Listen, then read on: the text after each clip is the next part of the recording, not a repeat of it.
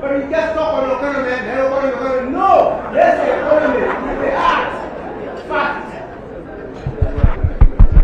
You see people here in the suits, but then in the pocket there is no money. And yet for us without suits, there is money in the pocket. Why? Because it's both facts. Thank you so much. Thank you.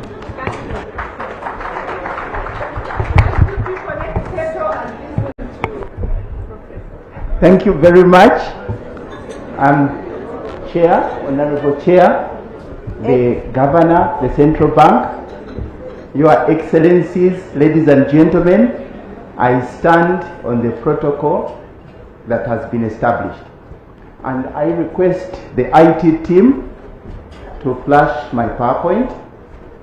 My name is GYEZIKYUSIZZA. I was invited because the organizers, UDF, Dr. Edward Katendi and others, have agreed that the elites, baby-faced elites like you, should interface with sons of peasants like me. And so I came to represent and amplify the voice of the Wananchi, the voice of the voiceless. And I am honored to be able to come with some of my young students. I baptized them junior monks. Could you please wave?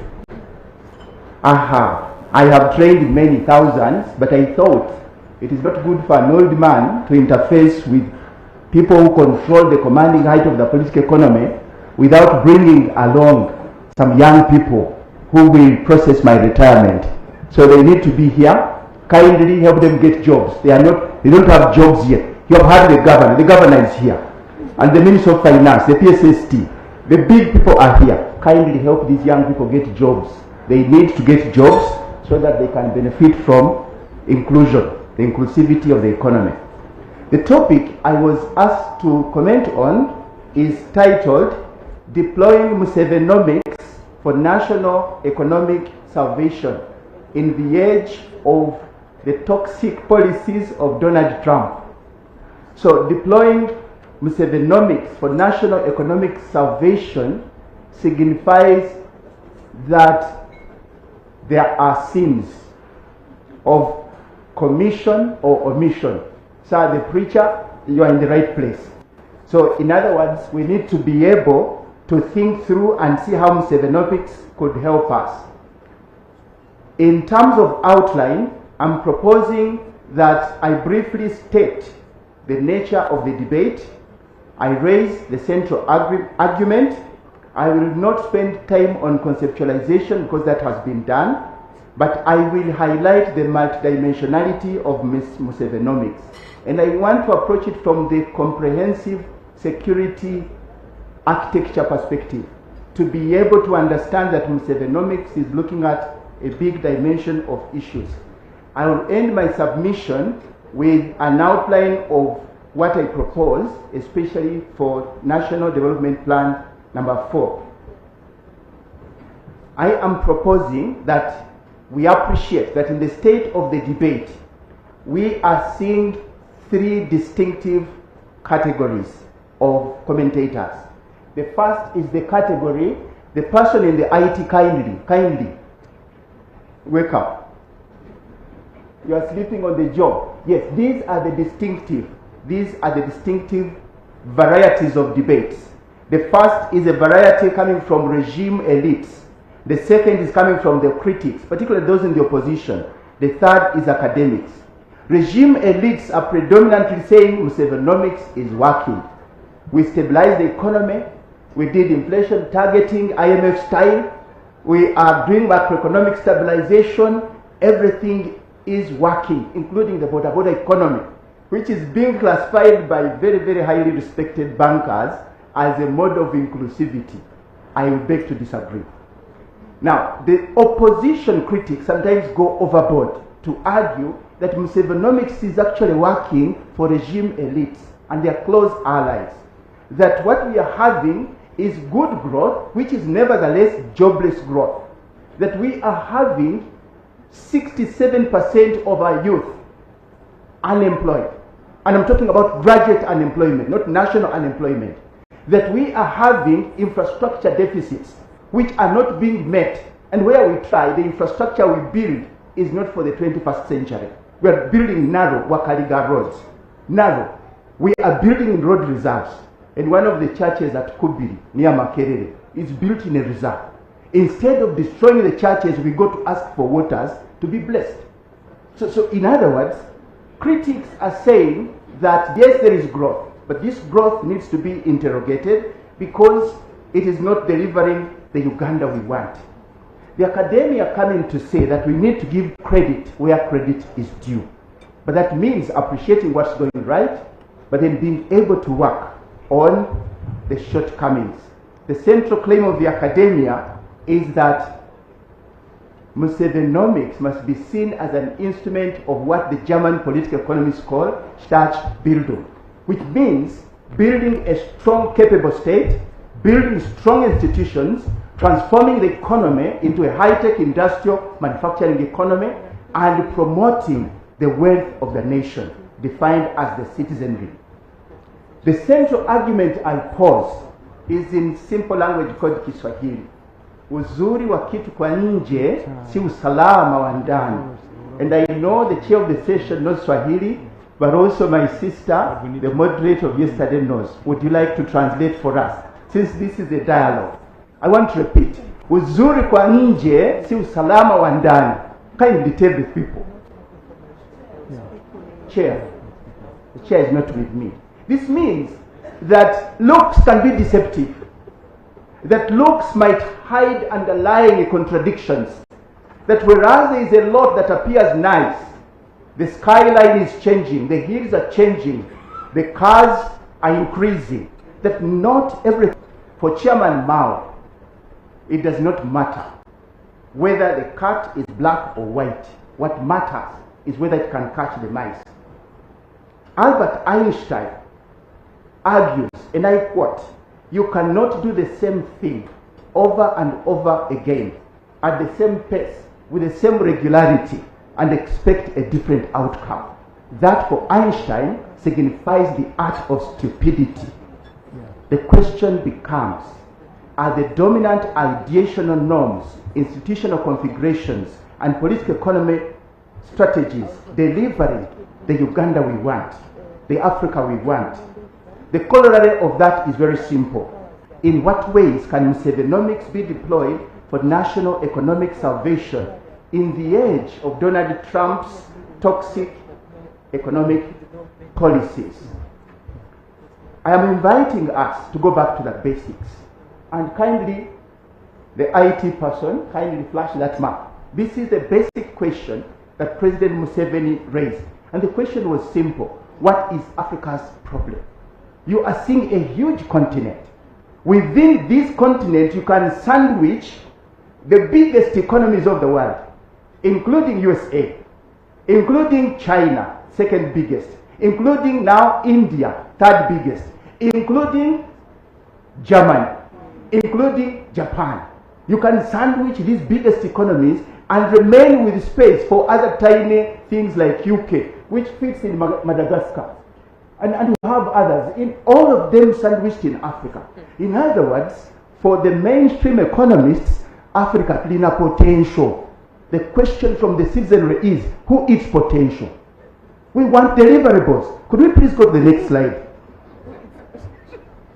This is, now I'm flashing, I don't know what's happening with the IT team. The headlines need to be shown because the IMF has estimated the global economy 2024 to be $110 trillion. The question for you and me and for Musevenomics is what proportion of the $110 trillion is coming to Africa? Africa does not seem to exist on this economic map.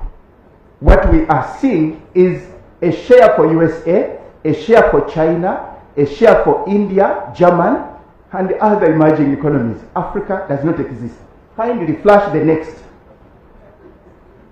About 50% of the $110 trillion across the world is controlled by 1, 2, 3, 4, 5 countries.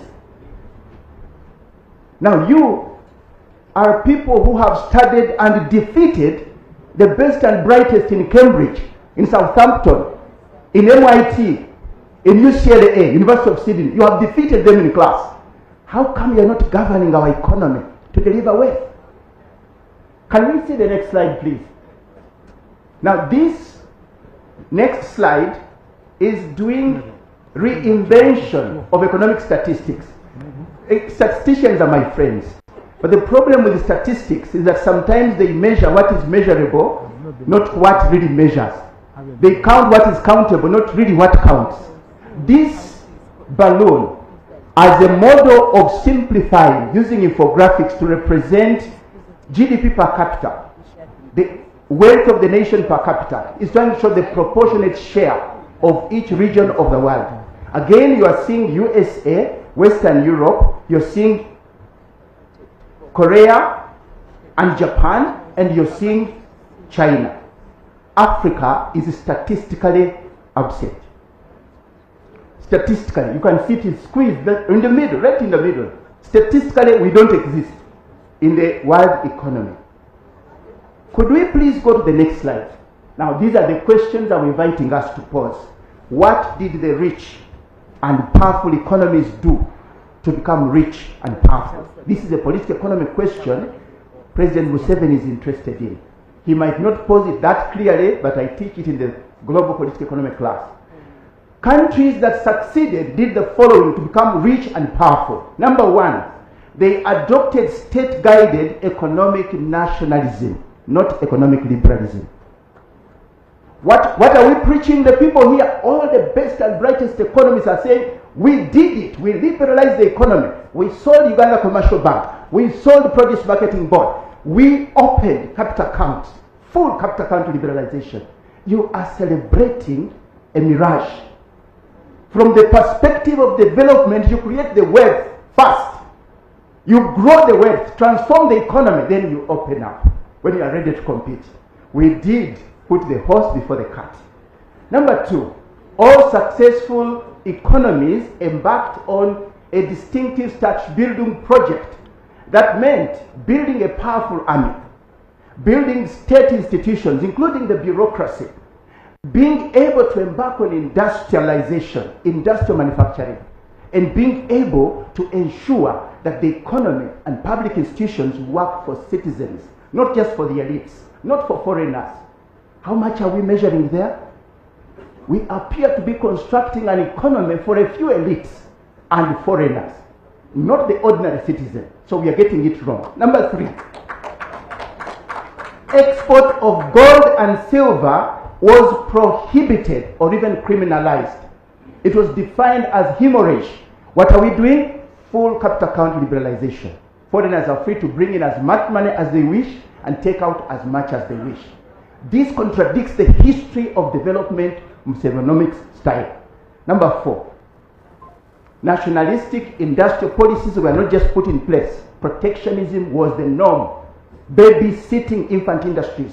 The idea is that you cannot call upon a child who is 2, 3 years, 10 years to compete with somebody like me who has perfected the art of eating.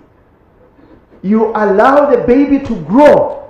This is why Mwalimu Julius Nyerere's message is beginning to sink slowly but surely. There are rules for boxing, but you don't put a heavyweight in the same ring as a featherweight. That would be unfair. It is suicide. Number five, export of raw materials was regulated. I'm not saying don't export raw coffee. I'm not saying don't export tea in raw form. I am saying regulate it. Why? You need some income. But you regulate it. Why? We need the raw materials for domestic industries, which we must create. So this idea of celebrating the bags of coffee exported, my friends, we are speaking a long language. If that model was working, why do we have 67% of my students, graduate students, unemployed? Why is it that the share of public finance to GDP is hovering at 14% over 40 years of visionary leadership? There must be something that needs rethinking. Number six, import of capital goods promoted. Why? Capital goods encourage us to produce wealth.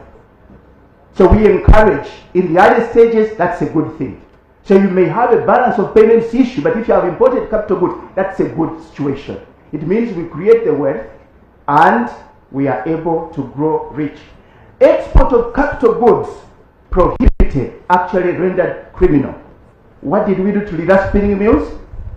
We adopted economic liberalism, invited foreigners, and the foreigners stole our capital goods, leader spinning mills.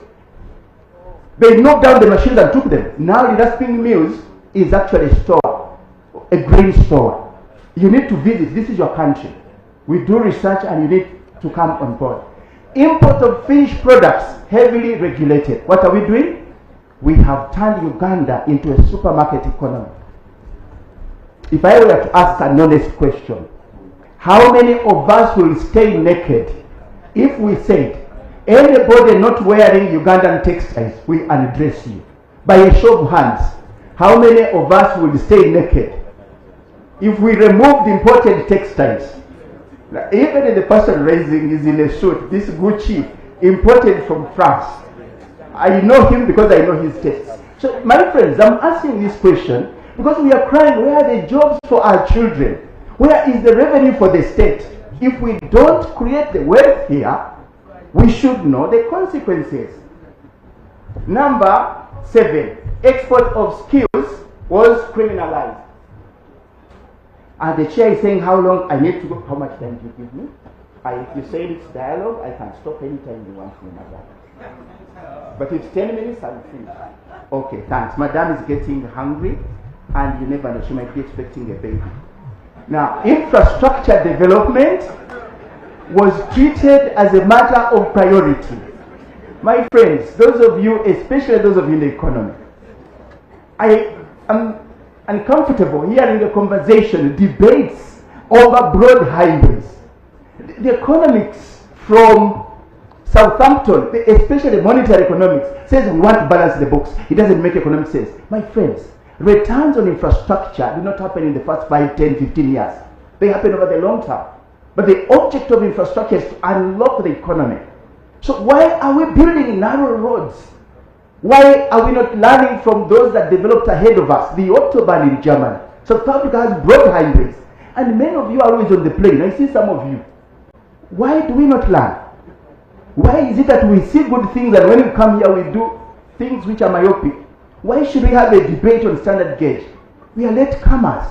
We need to unlock the opportunities. The secret of the nation, the secret, sir, the next slide, sir. The secret of the wealth of nations is abundantly clear. Number 1, effective statecraft involves building powerful states, powerful industrial manufacturing economies, and enriching the citizenry. Now, the development of the nation, according to Raoul Prebisch and others, is something we must take seriously. And I want to make a quote. The chair is saying I should hurry. The next slide, please. That next slide, the quote is old. Those constructing wisdom in universities are saying, quote, the last publication of the last 5 years. They are hiding this information from us. This is Rao and Prebisch. Rao Prebisch and Singer, 1950s, writing. They are saying, and I quote, the terms of trade for developing countries will be in long-term decline if they remain exporters of primary commodities and importers of high-value added manufactures. The next slide, please. According to President Museveni, Africa is the world's greatest donor. We are the biggest donor to the world. That's why we are poor. By exporting industrial raw materials, Africa donates jobs, donates wealth, donates value chains which are externalized, and revenue to foreigners. That view upholds the point of Ndikumana and Boyce, who wrote a book known as Africa's Odious Debt. I'm told it's okay to quote some sources, since you are all graduates. It's okay. Now, the view being advanced on export of raw materials is critical of the French physiocrats. Historically, French physiocrats, also mentioned in Musevenomics, were believing in God-given wealth, peasantry farming. And I have a friend here who insists we need food. Yes, the best way of ensuring food security is through income security, not by growing. You don't want all of us to go and grow crops. You want to ensure income security as a means to food security. In fact, whenever there is a famine, whenever there is a crisis, the greatest victims of famine are farmers, not industrial manufacturers. If farming really pays, why is it farmers that are the greatest victims of famine? Why is it that the most food secure people are those that are income secure? I'm inviting us to rethink this received wisdom as we plan for NDP 4. Julius Nyerere said, and I quote, siri ya maendeleo ni watu, ardhi na uongozi bora. Meaning the secret to development lies in people, the power of the people, the citizens, land, and good leadership. I agree with all except the issue of land, because the issue of land is pushing us to look at land as the most important means of survival. And so you have a former Minister of Finance professing that he's now a farmer. Surely you're competing with peasants. Allow me to submit that nchi ya washamba ni nchi ya washenzi. We have to transform, and I will not translate that. Nchi ya washamba ni nchi ya washenzi. We have to transform the economy into an industrial manufacturing economy. I wouldn't like to see a professor of a university competing with peasants. No, we are underutilizing your competencies. We are an economist competing with peasants. So why are you competing with peasants? Because when you are in office, you did not transform the economy. It would be wrong for a governor of the central bank to retire into peasant farming, or to stay in office and say until God takes me, as Ttabamiruka did. Can we transform the economy to create wealth? So for Mwalimu JK, for Mwalimu Julius Kiza, who is me? Mwalimu Julius Nyerere is the senior, I'm the junior. For Mwalimu JK, the information to me is abundantly clear.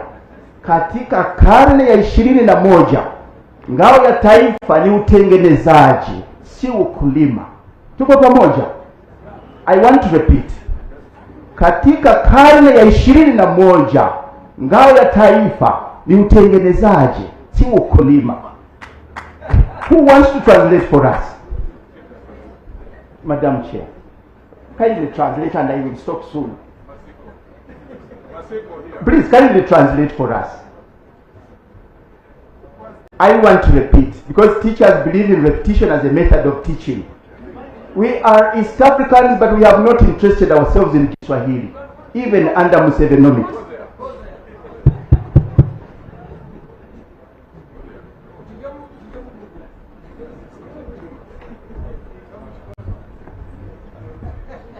Asante sana ndugu. Nashukuru. This is my elder brother. The spelling there is Taifa, not Taija. What is written on the slide is a tipo. It should be ngao ya taifa ni utengenezaji na sio ukulima. In the 21st century and going beyond, the shield of a nation is industry and not farming. Thank you very much. Thank you very much. Yes, there is a typo. Thank you for correcting my error.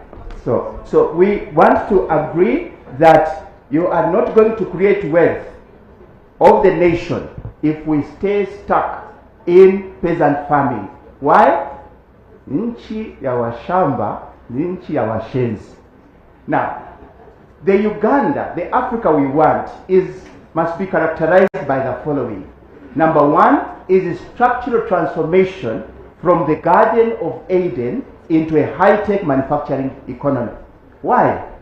In Swahili we say, uhuru bila nguvu ya kiuchumi ni hewa kabisa.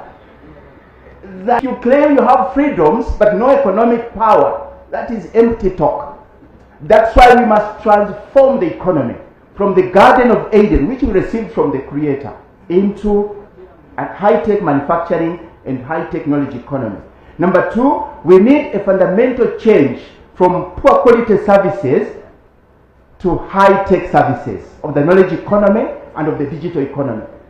I still hear people, well-refined monetarists, economists, and other professions celebrating that Uganda is exporting our children to the Middle East. Shame upon you. How can you celebrate the export of our citizens into slave labor in the 21st century? This is a shame. It's embarrassing. How can you continue to celebrate prostitution because that's a service? How can you, well-trained economists are saying tourism is our largest export earner? Wait a minute. Tourism is a commodity service. It means you are inviting foreigners to come and see you in your state of nature with no value addition. So why should you celebrate that? Why? That in fact the president calls that a vulnerable economy. But I'm seeing the planners, NPA, are putting tourism among sectors that must be promoted. You are putting music and you showed somebody here a star that your priorities. Hello? Why are you fooling us? The singer, now I think that is politics, not political economy. Now I'm inviting us to appreciate that even what we classified as presidential initiatives were misleading the president. Tailoring in the 21st century, hairdressing, does that require presidential support? Why wouldn't you address the skills of the digital economy, the 21st economy? Why? We are saying the economy is transforming. So I'm inviting us to appreciate that we need to rethink. The border economy is a shame upon us. It is a shame. It is a false model of inclusivity. These, I'm not saying shoot them down. I'm not saying remove them forcefully and put them nowhere. Now I'm saying there is a civilized way. You put them in business, technical, vocational institutions and training. Train them into the skills of the 21st century. Redeploy them. And that way, you've solved the problem on the streets, but you replace, they are feeling a vacuum. Remember, nature hates a vacuum. They are feeling a vacuum because you and I killed public transport. The buses and the trains which were there. And they have come to feel a vacuum. And they have felt the vacuum in a very false way. They are a nuisance. For me, it is embarrassing to hear well-trained, refined economy saying borders, these are a symbol of inclusion. If you remove them, the economy will collapse. That's a lie. Okay, now, the chair is saying I stop, but can I do two parts? Just two. Number one, the next slide, please. I am presenting this, the Africa we want.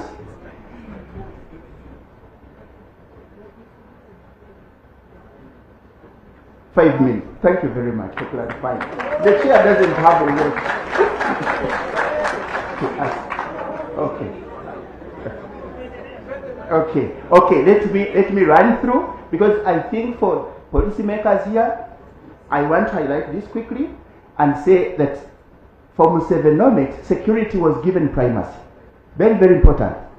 And a number of people, when I say security is important, they say, are you the preacher of the Machiavellian rulers in Africa? No, we all need security of the individual and of property. The problem with Musevenomics elites is that they forgot that security is comprehensive.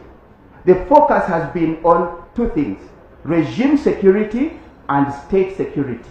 We forget other dimensions such as human security, social security, economic security, which is through decent work, according to the National Labour Organization, which is through infrastructure which works, which is through livelihoods, means of livelihoods which are not border, not hairdressing.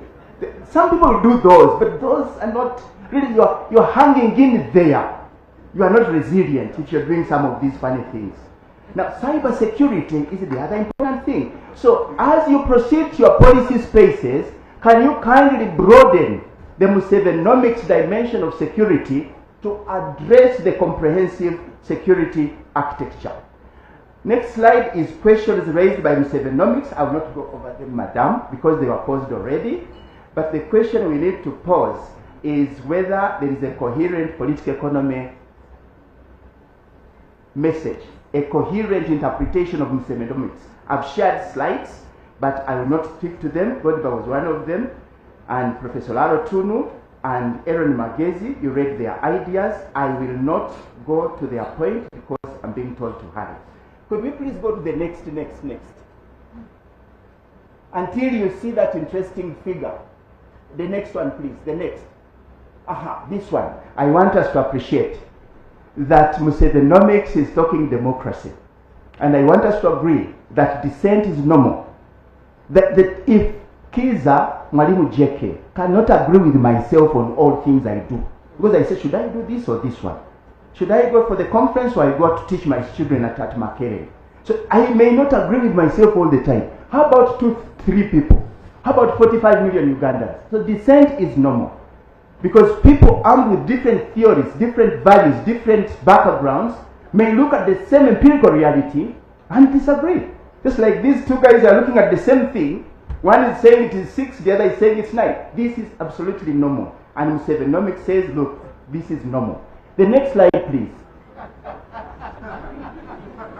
Now, this one is summarizing Musevenomics. I'm going to leave behind the PowerPoint.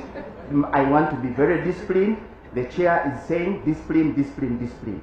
Can I go now? Have you presented that picture, sir? Because somebody is complaining, we are not painting the global political economy space. Please. Kindly, the next one. That one is showing you what's happening. It is summarizing. You can see people saying, you, come on, you. They nearly boxed each other, but somehow, thank God, perhaps it was the security that lifted one of these men out of the White House and was able to say, look, save the nation. Now, traditional models, and this is part of the global political economy architecture, that the traditional models built on multilateralism and open markets are now strained by the rise of nationalistic economic policies. I wrote on economic mercantilism, economic nationalism, for my doctoral thesis. This was several decades before Trump one came to office. But never did I ever expect that America would be a leader in reviving economic mercantilism. So in other words, I am a prophet, because the truth has come to pass. And we are seeing China, which has been very protectionist, babysitting its farms, and it embarks on major reforms in 1978, when a number of you people are already born. 1978. Now China is the second largest economy in the world. But that's not all. China is the workshop of the world, manufacturing electronics, high-tech products, robots, products which are doing work done by artificial intelligence. And 1978 is when you people were here, most of you. Who is sleeping on the job? Why are we not doing the kinds of transformative interventions that China is doing? Now, China is preaching free trade to America. I never believed it would happen in my lifetime. Let me repeat. Protectionist China, which practiced communism and was told by the West to adopt capitalism, is now preaching America capitalist discipline. Don't overprotect. Let's compete fairly. Let's trade. Friends, I'm coming to the conclusion. Implications for Uganda. The president says, and I quote, we need to draw a distinction between the real economy and the vulnerable economy. And the president lists here tourism as a vulnerable economy, luxurious economy. Those doing national planning, please don't put tourism under the essential, the primary. It would be a mistake. Not sports. No. It is spirituality that I disagree with. Because the president is saying spirituality is also, well, I'm a Christian, but I doubt that spirituality would fall under the priority sectors. Now, to deploy Musevenomics for national economic salvation, I am encouraging National Development Plan 4 architects to embark on the following. First is to strengthen the president's idea of a productive army. And I'm saying army. The modern 21st century army's job is not just to shoot and kill. Can we have a productive army engaged in value-added manufacturing to save money we spend on military hardware and software, but eventually to be embedded with the civilian economy. The problem we seem to be seeing with UPDF is that it seems to be drifting from the CCM model, the Chama cha Mapinduzi model, which was Jeshi la Wananchi, which was the idea. You know, the Tanzanian soldiers are interesting. Even when they suspect you have committed an offense, they say, naomba nikutie nguvuni. Naomba. They are requesting to arrest you. Now, the Ugandan soldiers are different. Nitakupiga wewe, nitakuchapa. Now, we seem to be drifting from the spirit of Uganda People's Defense Forces, which is like the Tanzanian People's Defense Forces, Jeshi la Wananchi. And now we are saying, fanya fujo uone. Nyinyi, fanya fujo uone. Now, that needs to be restrained so that we can have an army, productive army, which works for the nation, for the citizens, for the national economy, for our national interests. And I want to add quickly that we need to learn from the success story of Taiwan. We are having a conversation on industrial policy. I'm a student of industrial policy.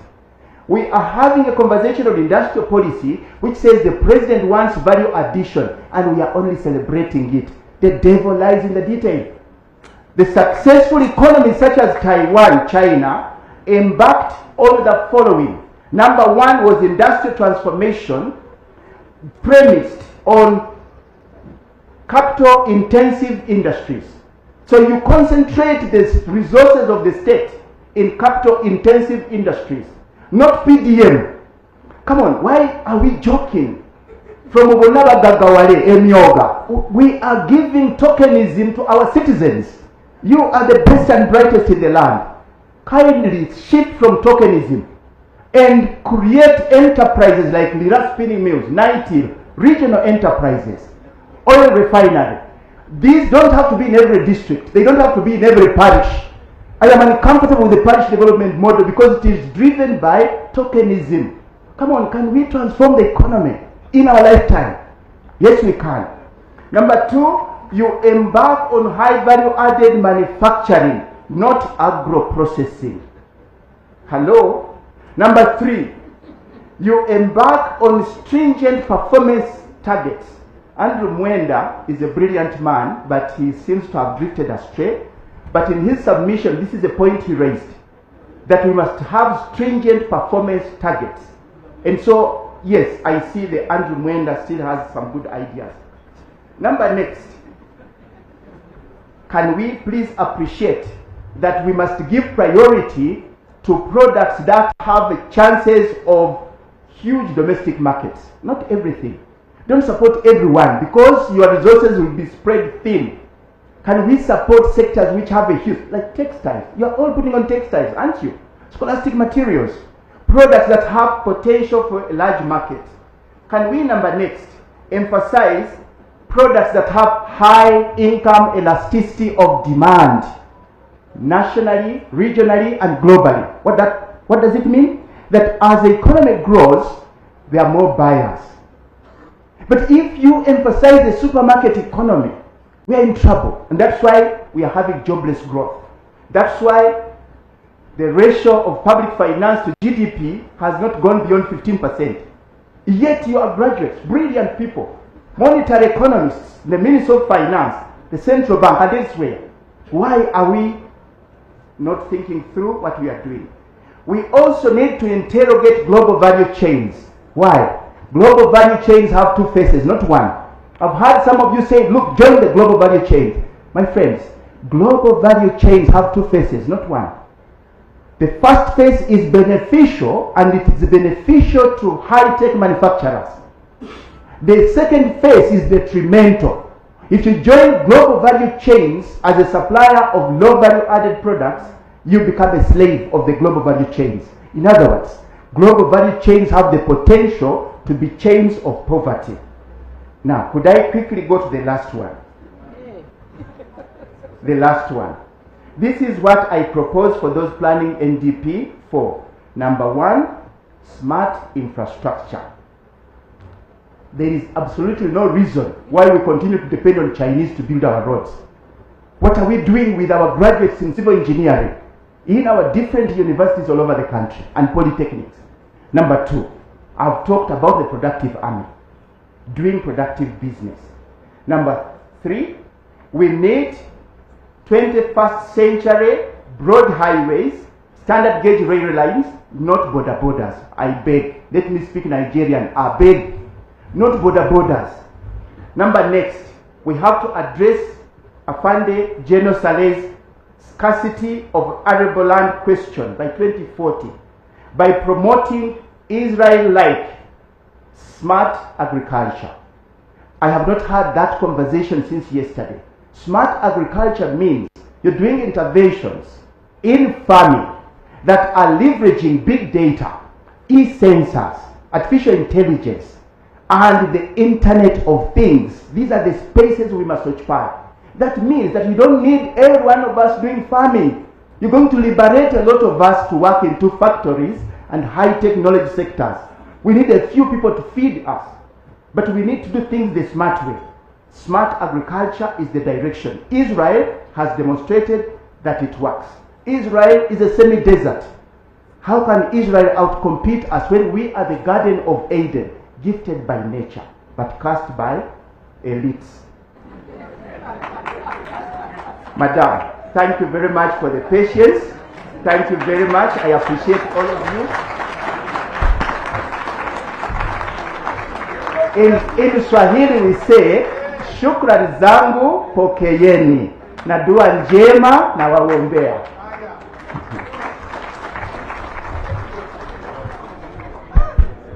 Asante sana mwalimu. Tunakushukuru kabisa. I think it's beautiful, it's wonderful, it's intellectually stimulating to hear a different voice. I think so. I believe so. And civilized intellectual discourse demands that you have an open mind to listen to what you want to hear, the good one, but also listen to what you may not want to hear, because it's from listening to what you may not want to hear that you will improve on the good things that you've already done. For me, as a person from where I'm sitting, and I think a bulk of people on this side, including those from Operation Wealth Creation, we should appreciate the different voice, the different views, the different ideas. I would like to thank Professor Kiza for the ideas he was bringing in, saying, when you are considering NDP4, please do consider A, B, C, D. That is very positive.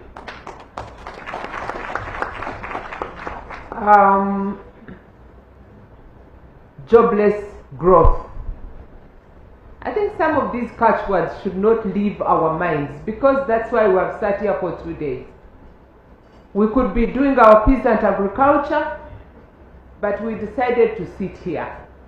So the takeaway should not be only the positives, but as Ugandans, also the bad and the ugly are ours, and we have to embrace them. One thing I like and love about General Saleh is that he has an open mind and he will listen to the most contradictory and even controversial views.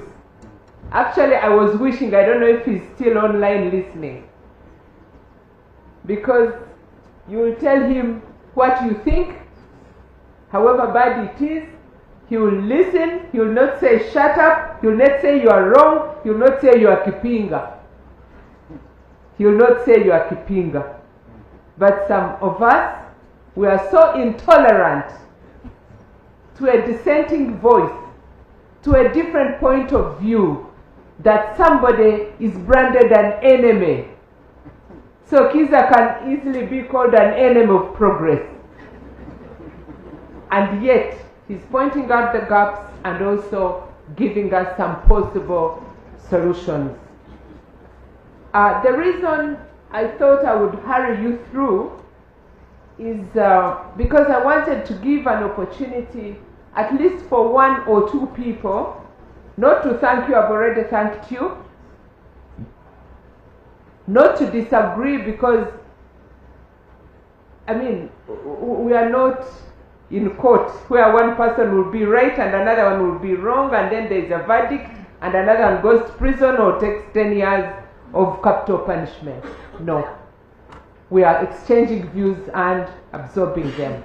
If somebody has got a point where there was no clarity, I see one hand there, where there is no clarity and you need clarity, or where you totally do not agree with the view expressed by the presenter, but you have a different view, very candidly, put it across. Once again, I was told not to open this up, but I thought it would not be fair to you and to him.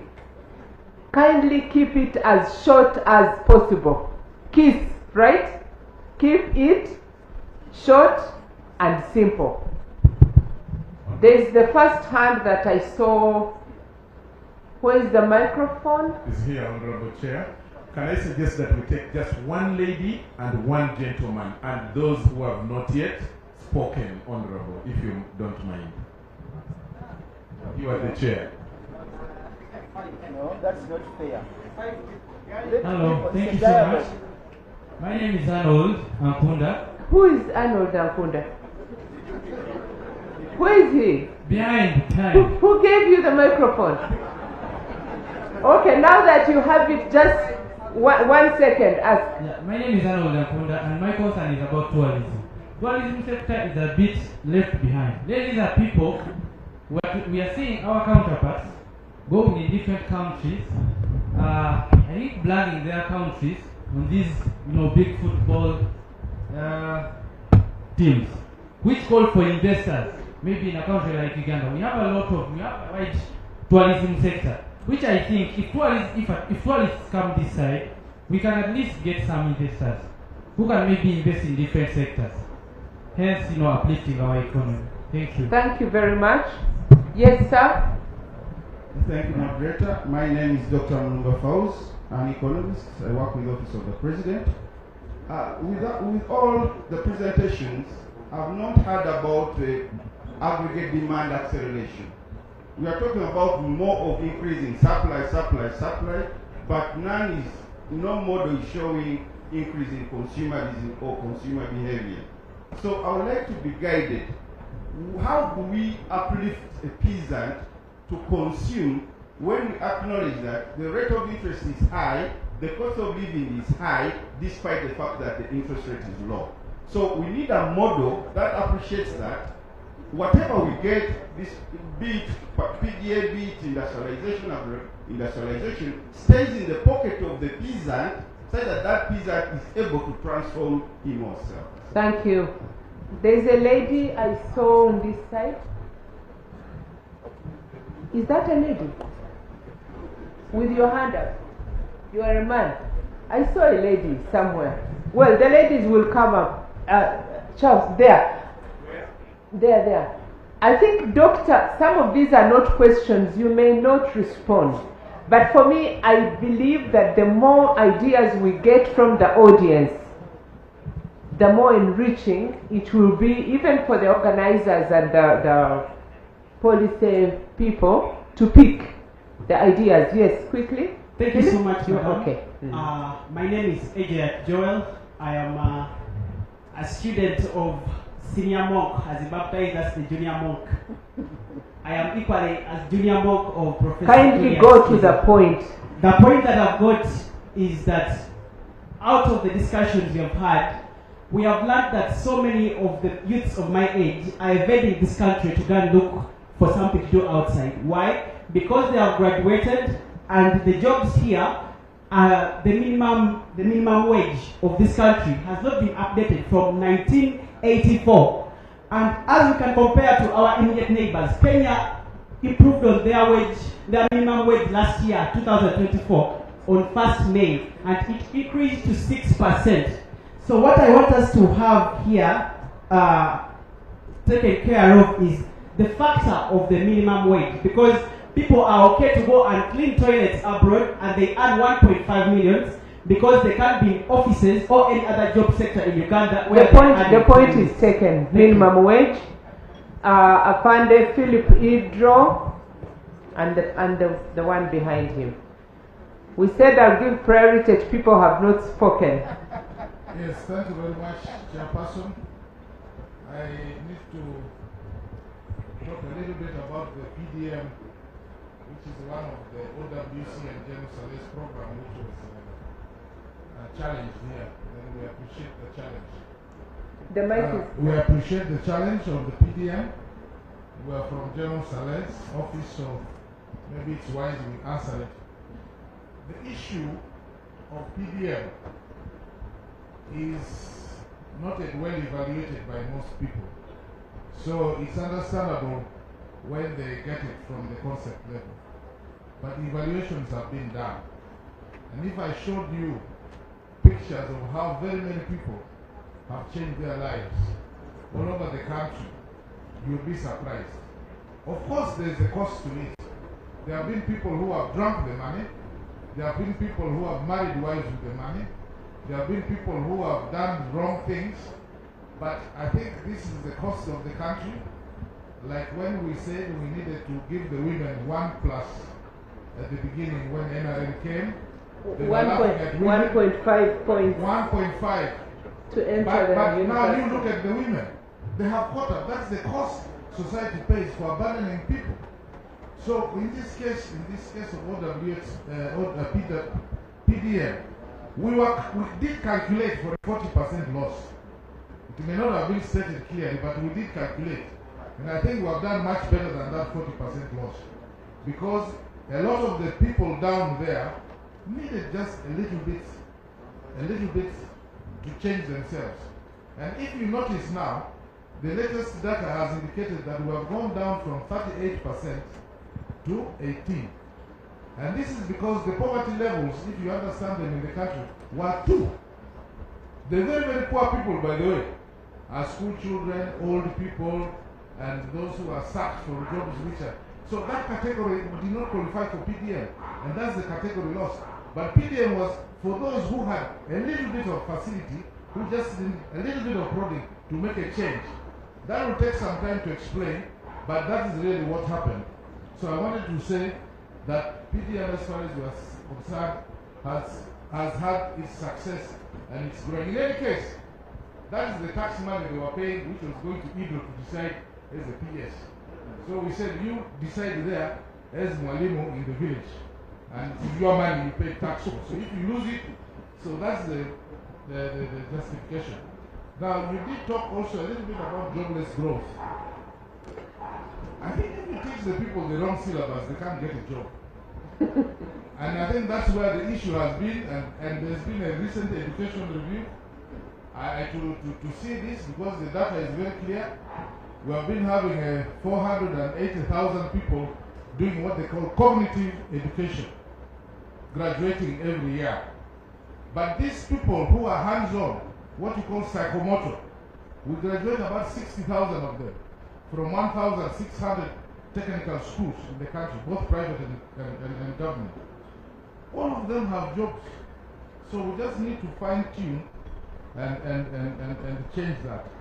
So basically, what I'm trying to say here is that while you have explained some of these things, when you come to the application from the local situation, I think the other countries like Taiwan you are quoting, the situations don't apply. Because basically, even in their country like China and so on, the East Asia, there was a division between high-intensive industries and high capital-intensive industries and high labor-intensive industries. In China itself, Shanghai is high capital-intensive, Guangzhou is high labor-intensive. And when you look at it, the country which the British brought out from nothing was high labor-intensive. And it changed over time. So you have to accept these realities so that we are very clear. For instance, I can tell you. I hope you are not making a long presentation. Last one. We have capacity to gin 1 million bales of cotton. But last year we ginned less than 100,000 bales of cotton. A lot of equipment, no raw material inputs.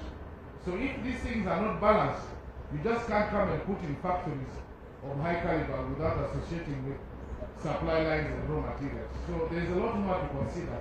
And that's why PDM is also considering that factor. Thank you very much.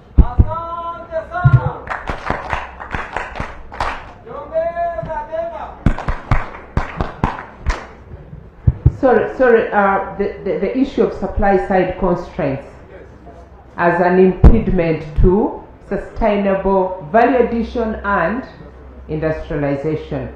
I'm sure that it's been picked. We are concluding. Yes, Mzee.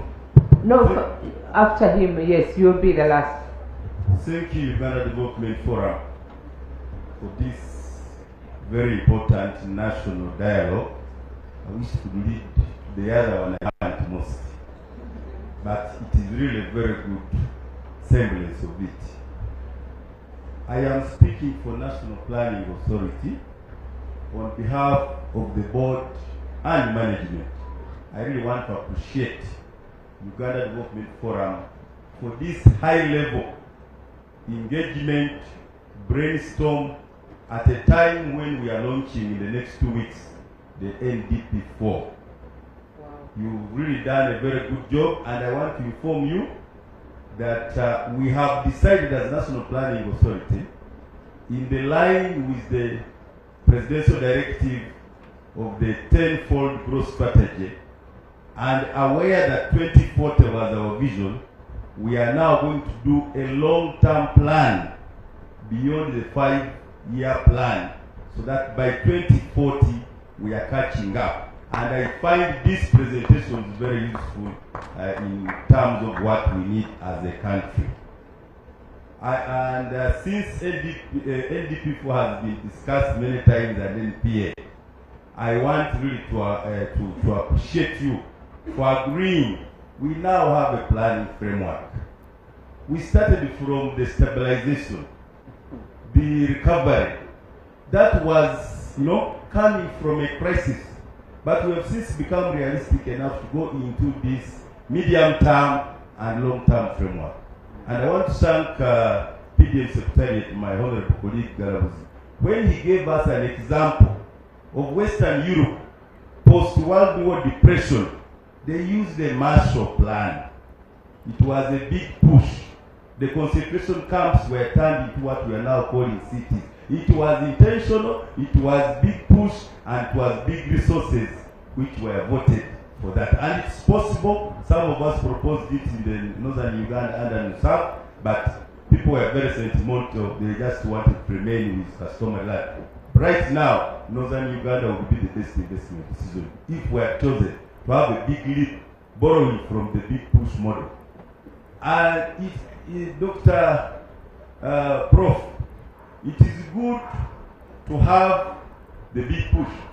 Yesterday somebody made the case for nuclear model, the Kachira, the Lugazi model, the Kalangala model, where you have outgrowers working with nucleus, and where you have everything perfect with all the pillars you want, rather, right from the agro inputs, the nucleus inputs, the machinery, markets, but there is this group which government is intentional to target, the ones which are outside the money economy. So I don't think we can dismiss the PDM completely. What we need to talk about, how do we make sure the other 6 pillars are simultaneously being implemented. Thank you so much. We can also not speak against the externalization of labor. Our neighbors in Rwanda, we talk about indigenous companies and banks in Ethiopia because of diaspora remittances. What we should be condemning is sending house girls. We should be sending engineers. We should be using what the Philippines do, send technicians, so that it's not only it's actually a brain game. It's a brain game if they go out there and acquire more technology, get more exposure, and they come back with remittances. Thank you very much. I just want to end as NPA by proposing to UDF the possible topics which I think could be for the next presentation. Yesterday, I raised the issue of energy, and today Andrew Mwenda helped me to push further. Can you list them? Energy. One of them is Energy. the energy. One. It is not Number true, two. It is not true that we have too much power. The power we have is not sufficient if all the industrial parks, the iron and steel are done. That's one. What we need is that when we generate, can we also have the simultaneous plan to distribute it and its used. The other topic I think we should discuss without missing words is the debt stress. Because a big percent of our budget is debt servicing. Number we must three, be realistic to discuss the issue. You don't have to talk to each and every point, Yes, sir, because people here do understand. So on behalf of LPA, Number we are three. willing to take a lot of these presentations, and we have topics we think we can discuss in the next development forum. I appreciate it. Wonderful. Thank you so much. You are the right person. Charles, do me a favor and allow this Mzee to say something, and then that will be it. Mama, bakesha bannange Sebo. nzira kwogera mu Uganda Tekina mutawana. I'm kubanga going. omuzungu saalusoma. It's okay. Abakadde He's going to speak in Uganda. Ensonga ezineese mu maaso g'abakulu abaami n'abakyala ziri ensonga ssatu. Ensonga esooka okusaba okutegeereza pulezidenti waffe Magna Jerusalem okuzzawo banka y'abalimi cooperative bank ne commercial bank.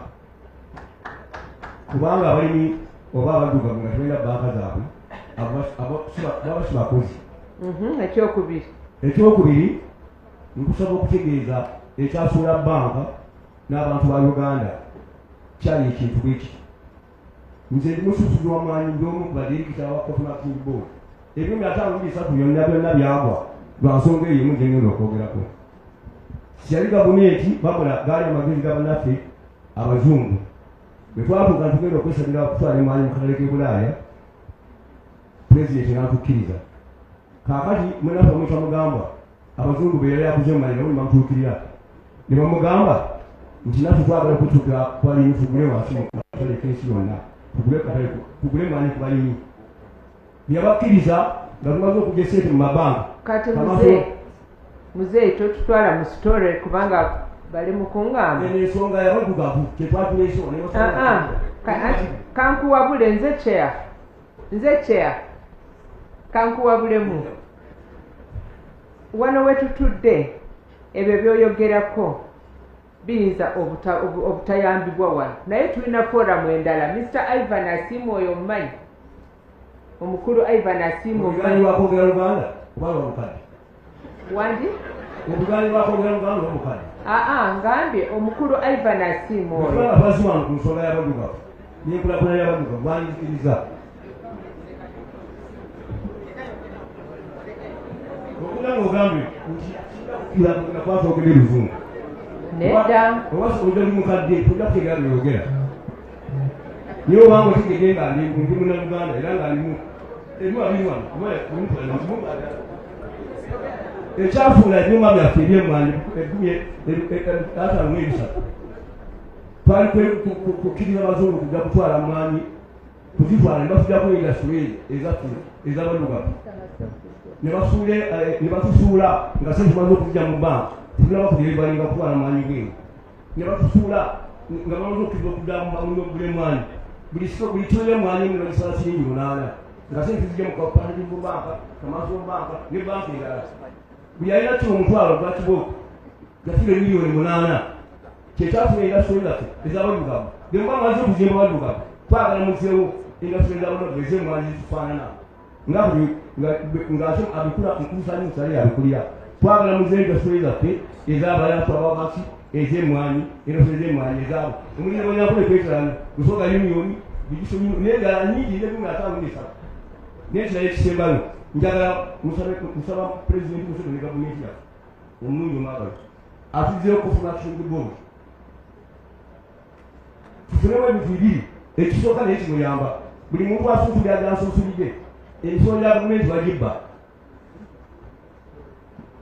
Ekyokubiri twagala okuba nti tukutegeeza nti n'abateera emwanyi buli bakaleka emwanyi bonna babeere mu kifo kimu kufuna Board nafuganyumemu nga baddugavu kuba indasitule yaffe gyente sobola okutereka emwanyi zamiyo za myaka 5 twagala okulaba nti tulina indasitule zaffe ezitufaanana abawanduka mu bannayuganda ez'abalimi ab'emmwanyi era ffe ezimwogerako ez'abazungu zikola byuma zikola sabuni akamagezi gaffe mutuuzeyo nga bira agakufaanana bebalinyo.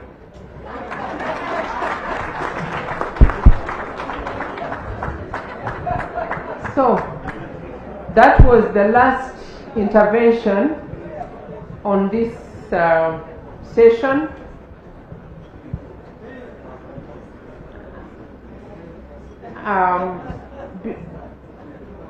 Professor, I don't know if you want to say something because I'm really under pressure, but allow me, ladies and gentlemen, to recognize the presence of the British High Commissioner, Her Excellency Elisa Chesney. Thank you so much for coming. We're very happy to have you. Half a minute, because most of these were actually not questions, they were additions. I think there was one question, there were comments. Thank you very much. After him, I will not come back to thank you. No, I'll come back so that you can thank me. I'll come back. Thank you very much, Chair. Thank you very much, ladies and gentlemen. I understand that this is dialogue, so it needs we have a conversation. And in that spirit, munzikirize ntandike n'omuntu omukulu asembyeyo. Abalala ne sibazzeemu at least omukulu. Mukulu, ekya Cooperative Bank abangi tukyogeddeko, naye nze ndowooza ab'obuvunaanyizibwa batandise okukikolako leero okusinga luli, naye nga singa tulaga kanibisho ani akola ku nsonga ya Cooperative Bank. Omukulu oyo please give him audience. Sebo muganda wange omukulu oyo agenda kwogera naawe ku kintu kya cooperative. Fenna twaganyirwa mu cooperative, so n'olwekyo ekyo tulina okukiteekamu amaanyi n'abanoonya obululu bakimanye nti ekintu ky'abantu. Amawulire amalungi gennina kiri nti cooperative ezimu zitandise okuddawo. Genosale yantuma kumenya nkole kweteerana netubeizinga issues nga bannange muzeewo ebintu byange. UNDP yampa sente kuwandika ku cooperative nempandiika. Genosale yansindikira reporting nga simanyi nti yagifuna. Yaginsindikira nga agamba n'abalala batambulire ku report eyo. So cooperative ndowooza government etandise okugizaamu amaanyi. Ngamba ziri ezedda si circles. Bannange now you elite circles make us move in circles, not to transform. Now my friend Afande, the PDM, I'm going to request an appointment. I did a study on the PDM for the World Bank recently with a team of 5 experts, and we have our studies. But permit me to share one quick point. PDM falls in the tradition of small steps improvements, not big steps transformation. The president under Musevenomics is saying we need structural, socioeconomic transformation. Yes, you'll get there through PDM, but through baby steps, one baby step at a time. Do you want drastic improvements in your lifetime? Why don't we behave like China? In your lifetime, you say, I want to see this. Honorable Minister, former Minister of Finance, wouldn't you be happy to see changes happening in your lifetime? Chetwagala, we are not saying PDM is wrong. We are only saying we need interventions that will lead to structural transformation. And I'm putting it before you. Instead of scattering 1 million every parish, please concentrate that money in growth enterprises, big farms, selected priorities like textiles, which employ all of us, and grow value chains. So I am not saying you are wrong, I'm only saying you can be right. Thank you very much, ladies and gentlemen.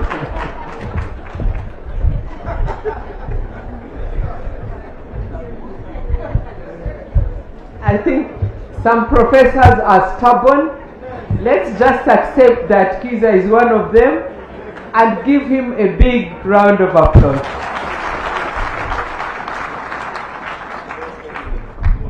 And to prove that he's stubborn, he said he thinks I'm pregnant and I wanted to go and have a baby. It is possible, madam. I'm over 60, but anyway, it's good to mix laughter with serious work. Philip Idro Afande, He was talking so much about China, I forgot to mention to the audience that he was our ambassador to China. So he knows what he's talking about. I see Afande Daud. You were saying we close. There are some people I fear say no to. I thought you were saying give me 1 second. Okay, this brings us to the end of this session. Now you can clap for me. You can also clap for me. Thank you very much.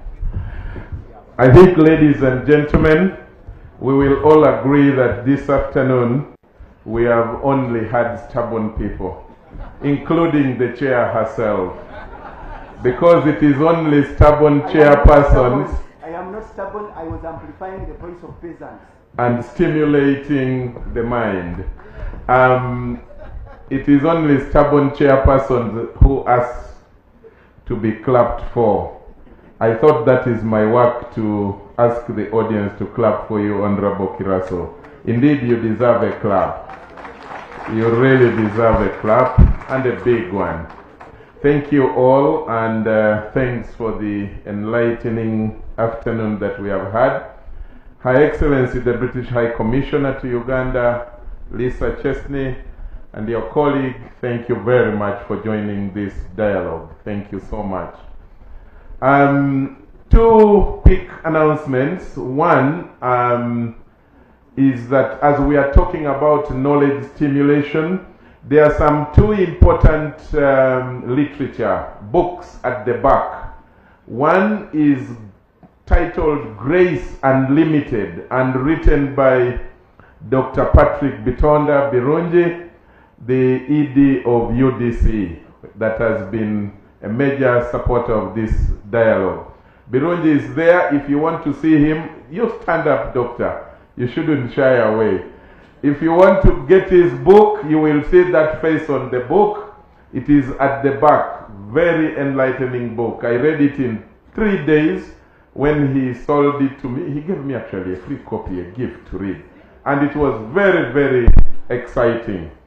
A story of persistence, despair, hardships, and triumph. Very good book on economic development and many other things. The second one is titled Transformative Economics, Understanding the Pathway to Economic Transformation, by our Deputy Governor, Professor Augustus Nwagaba. So it's also at the back. Kindly buy those books. We are going to have the final panel right now. And I am usually very transparent when managing a function. We thought it wise that since we were left with only one panel and then the wrap-up summary by Dr. Patrick, that we should just finish them so that we break for lunch and whatever we can do, networking, but after we have exhausted the discussions, because we had late tea. But now, as I invite, we are going to have a discussion on inclusive development in 30 minutes. And the presentation, leftover presentation by Honorable Dennis will form part of that panel. Allow me invite the chair, Edward Katende, who is our Executive Director of Uganda Development Forum that has brought all of us here. As he comes, I want to request all of us to stand up. Let's stand up, all of us. Stand wherever you are, don't move. Just stand up as Katende comes here. Just, you know, stretch yourself a bit. Just, you know, stretch yourself. And you can do that. Turn a bit.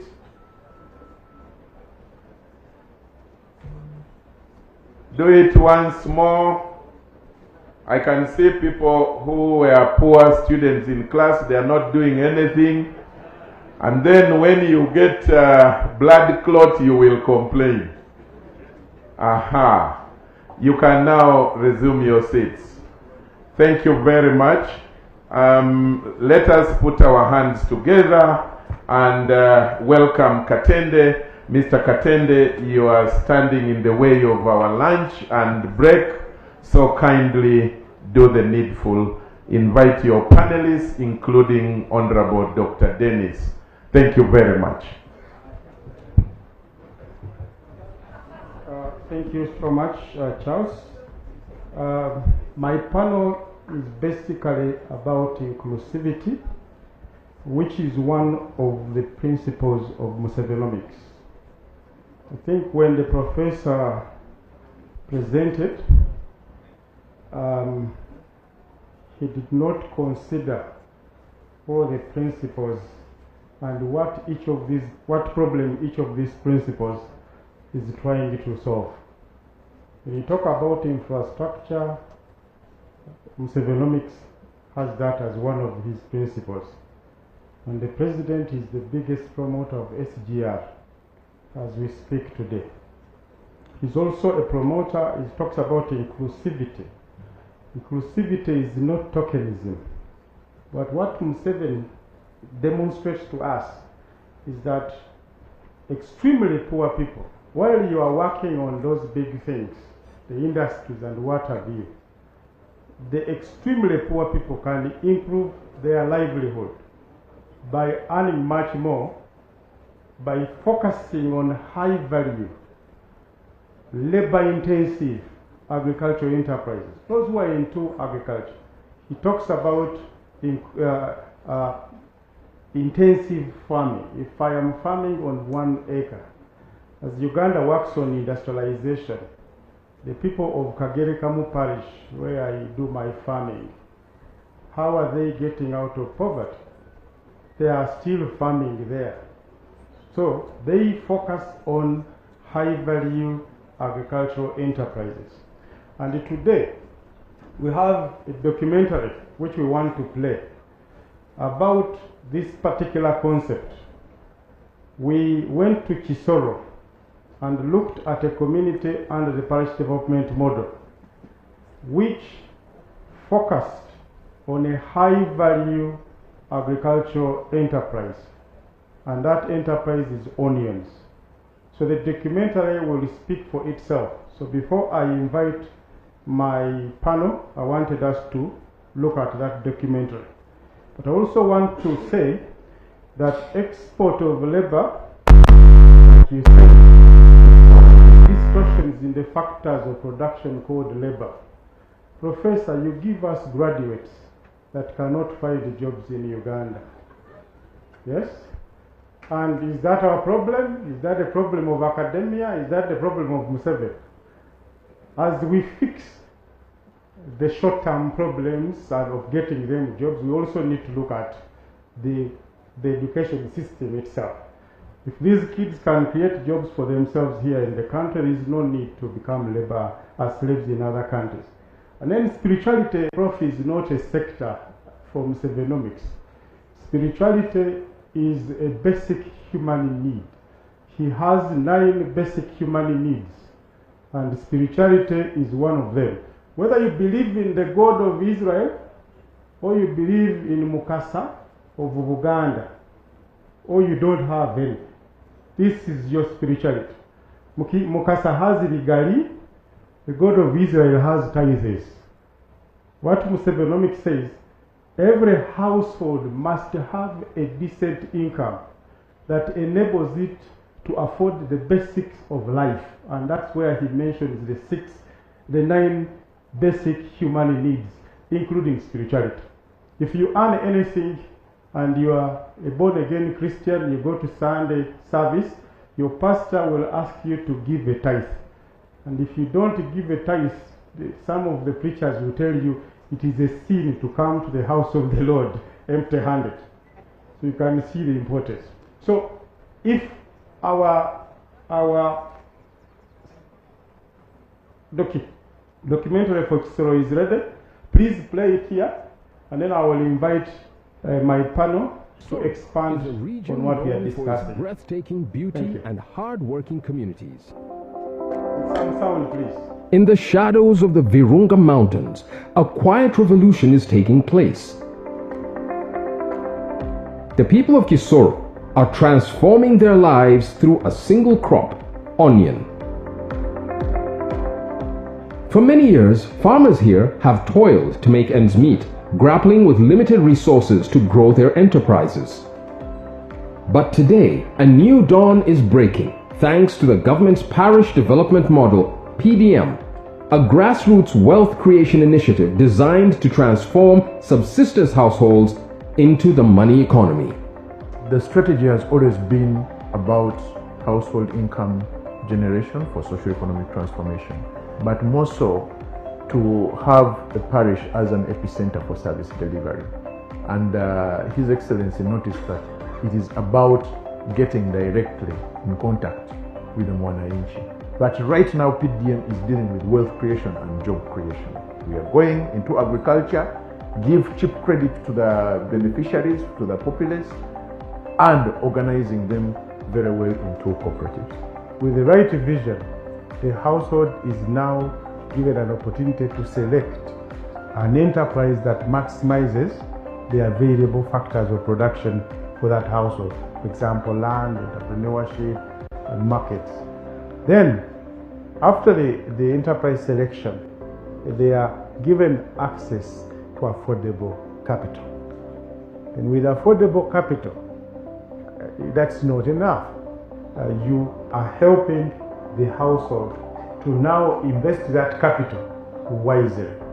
Issues of agriculture advisory services, agriculture extension are key.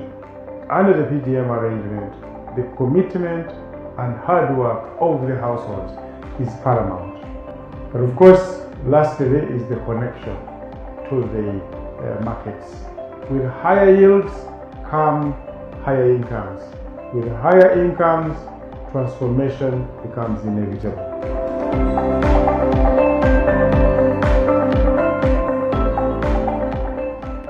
The Parish Development Model is creating waves of transformation across Kisoro District, positioning it as one of the best performing districts in the entire country. The program has ignited a powerful shift in mindset from subsistence to commercial production, as residents embrace farming and animal rearing with a clear business focus. Across villages and parishes, individuals are turning their lives around through purposeful investments supported by the PDM. Onions have been the best performers in that the net profit actually goes beyond 95%, and you will find that the entire area of Muramba and Nyarusiza as well as Kanava, people are transforming their lives. Their lives have been transformed as well, in that permanent houses have been constructed, children are going to private schools as opposed to the past where people were depending only on public schools. Onion farming has long been a key enterprise in Kisoro, but access to capital has often been a hurdle. Under PDM, each beneficiary receives 1 million Uganda shillings at an affordable interest rate of just 6% per year, repayable over 3 years. Before receiving these funds, beneficiaries of the PDM are taken through a rigorous vetting process conducted from within their respective community groups. Only those who meet the criteria and demonstrate genuine commitment to development are selected.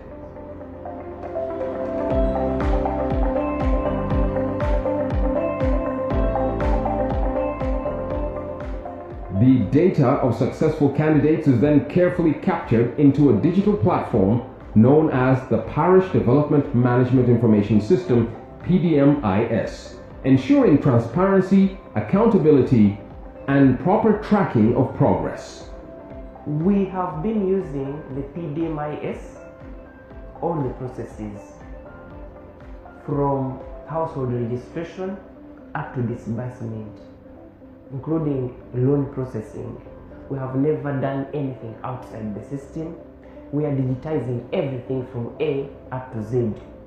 and with supervision from the leadership, both political and technical, as well as the sub-county teams, we are able to monitor the performance of these enterprises and technically backstop everyone so that they benefit from this approach of PDM. In Kisoro, we started disbursing money in the financial year 2023, and so far we have disbursed more than 16.6 billion. And these ones have gone to 55 circles, and we also have beneficiary households. We have so far around 14,600 households. All of them have received this other money. Once a street vendor, Gad Neretse is now a happy and prosperous PDM beneficiary. Gad, like many others, was severely impacted by the COVID-19 pandemic's economic difficulties. His hawking business collapsed as a result of lockdowns and movement restrictions, which made it more difficult to make a living. mvuye kure ko nakoze imirimo myinshi yo gushakisha, ariko mu bushakashatsi bwo nakoraga nari ndi umutemberi nitoreye Uganda, Kampala, Masaka, Jinja, Moroto, Kotido ndetse na Zaguru hose, ariko ntinagira icyo mbonayo. Inspired by the pandemic's setbacks and the prospect of a more secure future, God made a bold decision to return to his native Kisoro to embrace agriculture. Konegeza mu cyaro mbona umushinga wo president wacu yari yohereje mu muno witwa PDM, yumvishe ko bari kwigisha, yumva binyuze, nanje ndasaba ngo kuri zo shiringi zo president ari gutanga nanje mboneho baranyemerera kuri zo shiringi mbonaho shiringi miliyoni imwe. He used this capital to establish a 1-acre onion garden. His dedication and hard work soon paid off.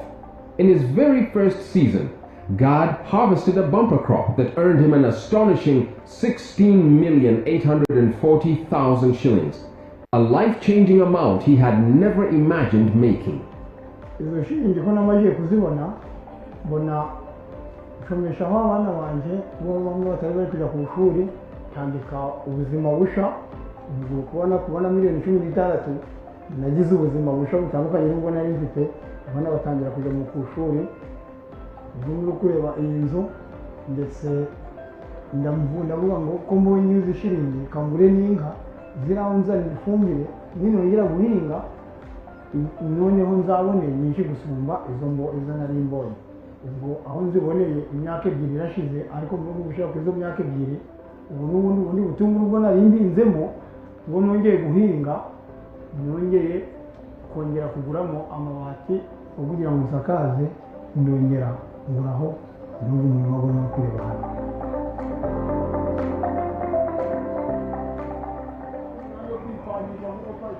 Charles Gihungu is yet another shining example of how the parish development model is transforming lives. As a beneficiary of the program, Charles decided to invest his funds in onion farming, a decision that is steadily changing his life for the better. Sente za PDM zarangoreye cyane, twarazifashe turangije kuzifata ziguramo ibirayi bireberera urugo rwanje, uraho n'ubutunguru ndatera, abana babona uko baje ku ishuri, ni nziza cyane, nta n'uwagira icyo yazivugaho. Na n'ubu umunsi kuba abana banje bari ku ishuri, nizo sente zo nabonye za PDM. Akandi kandi uko nshoboye kwikorera mu rugo, nje ndahingaga n'uwamba akandi gasende nakubaka nk'inzu igaragara yaba kugira ngo abana baje baramenya bati data yabonye izi sente zidukurukuranya kuri iki kintu, kuko nk'ubundi mu nzu y'ibiti nta kapamane mfite. Behind these individual triumphs is a dedicated support system that comprises extension workers and community-based facilitators. These professionals have played a crucial role in Kisoro's PDM journey. Practical training centers, which adopt the farmer field school concept, provide hands-on guidance to beneficiaries before funds are disbursed. They ensure that recipients have the knowledge and skills to succeed, and most importantly, they provide continuous support and mentorship even after the money is received. that is where we are emphasizing that before you get this money, you should know where to put it with a business mindset. You make money and you transform from the subsistence status to the commercial status. You enter the money economy. Buri mwaka batwohereza miliyoni 100 kandi izi shilingi kugira ngo tuzigabire abaturage, ibibina bimanza byicara bakitoranyamo abakwiriye gufata barebeye uko bashobora kuba bafite ubushobozi, mbese barebeye ubukene bwo barimo. To further leverage the spirit of togetherness and collective growth, farmers are organized in their enterprise groups and a multi-purpose cooperative called PDM SACCO. The PDM SACCO runs an aggregation center in the parish. Here, farmers bulk their individual harvests, allowing them to access various markets across Uganda and neighboring countries with one voice. This approach improves bargaining power and ensures consistency in supply, better pricing, and shared knowledge among farmers. And given the labor-intensive nature of onion farming, a myriad of jobs are created along the value chain, most especially for women and the youth. That 100 million is a seed that is put into the parish economy.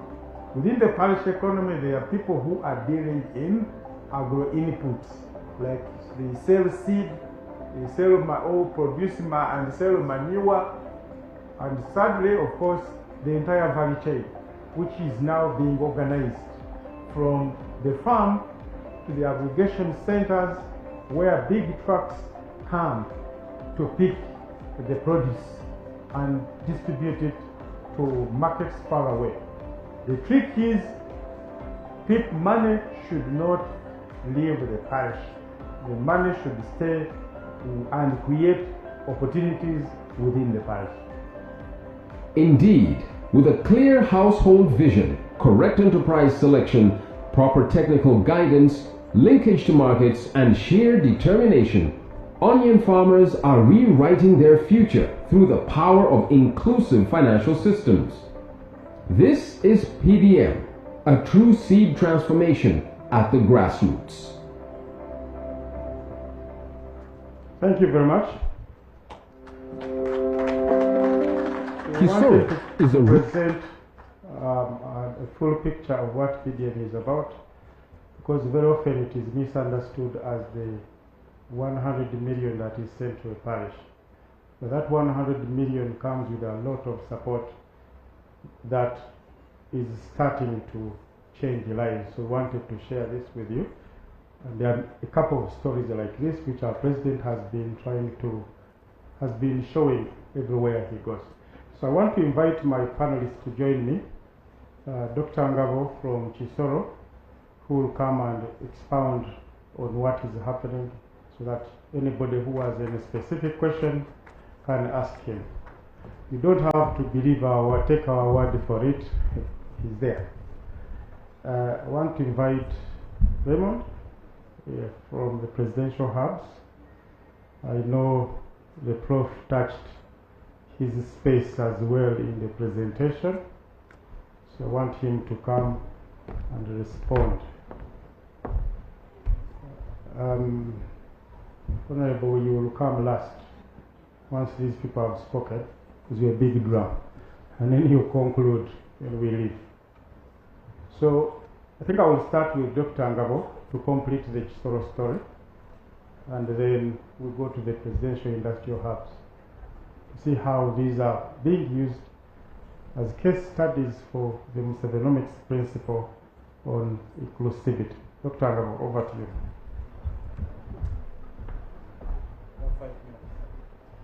Thank you very much. I'm glad to have this opportunity to speak to us. Mine is very brief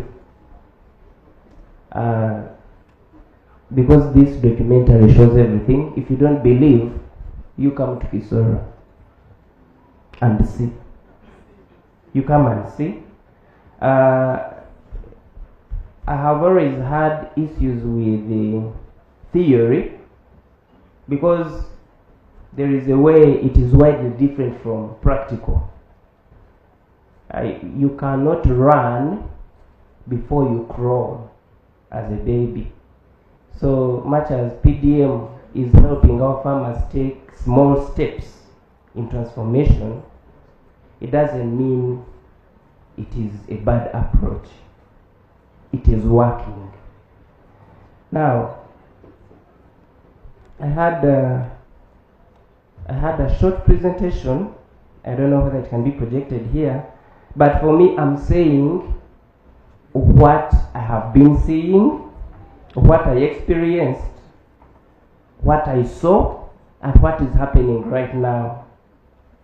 You have seen the houses that we are having there. In the 90s, the entire Kisoro district was almost having grass-thatched houses. Now you have seen, you can't trace a single house which is grass-thatched. What do you call that?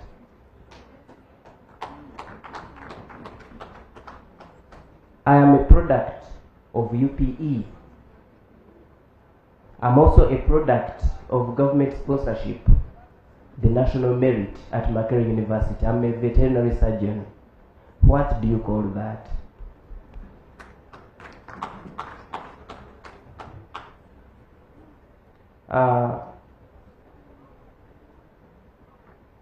We used to hear that Kisoro experienced a very devastating famine called Rupesi, and the Muzei Mateche, the hero for Kisoro district, is known for saving our people from death because he gave them maize. You cannot hear famine in Kisoro today. We just experience a short spell of food shortage in the month of October when most of the seed is planted. Then after that, we are good to go. Famine is off. What do you call that?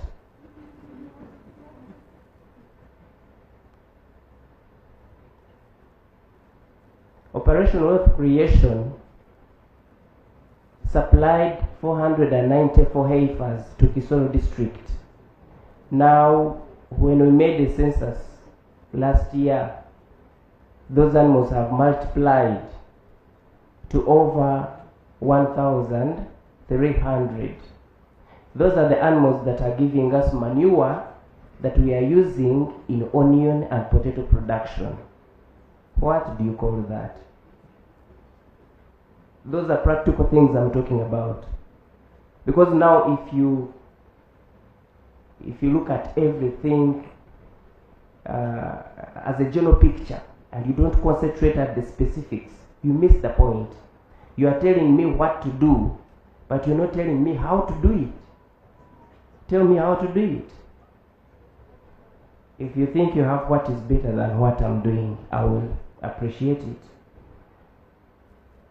It is unfortunate that the projector is not showing what we have here, but the houses in Kisoro are very good. You should come and see.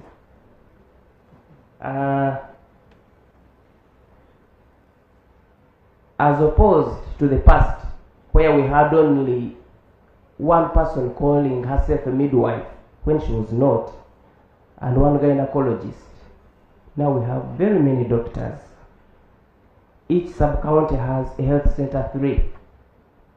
We have 4 health center 4s with surgeons. We have private, not-for-profit hospitals, 2 of them, Motolera and Clay and Senga. EMTCT services, antenatal services, immunization services are there free of charge, covering whoever goes to the health unit. What do you call that? Of course, we are having a number of challenges, which is normal, and I'm glad that in this conference I have seen very many professors talking to us. I've given a few recommendations in the layman's language. I'm hoping that you will help us improve them so that we get practical solutions. where you can't see a solution, undertake action research that will help us, not the research to put in the shelves. Please, we need immediate solutions. Now, we have a problem of price fluctuation. When these farmers harvest at the same time in large volumes, the prices fall. Our farmers don't have stores where they can keep these onions for some time as they wait for the price to improve. We were proposing that if we could have standard stores for onions at these collection centers, this can solve the problem. Two, there has been deliberate exploitation of our potato farmers by middlemen and transporters. We are proposing having a physical market, maybe in the city. We call it like a PDM market, where the farmer can interact directly with the buyer, a farmer or a farmer representative. They interact and negotiate. We are also proposing an e-marketplace where the producer can negotiate with the buyer over the internet. They make the deal, the buyer delivers, or the farmer delivers, or the buyer goes to pick, but not having very many middlemen that will exploit our farmers. Now, inorganic manures are very expensive, I'm concluding, and because we have young volcanic soils, these inorganic fertilizers are now causing a reduction in production instead of improving it. Therefore, we want to continue enhancing the utilization of organic manure. And in that sense, as a practical solution, if there is a way each household in the district can have a cow, not for milk, but for manure purposes, that is a practical solution to that problem. And lastly, we have made tremendous serious losses because of floods, hailstorms, and some dry spells sometimes. And that is why we propose that agricultural insurance be implemented as soon as possible. I thank you.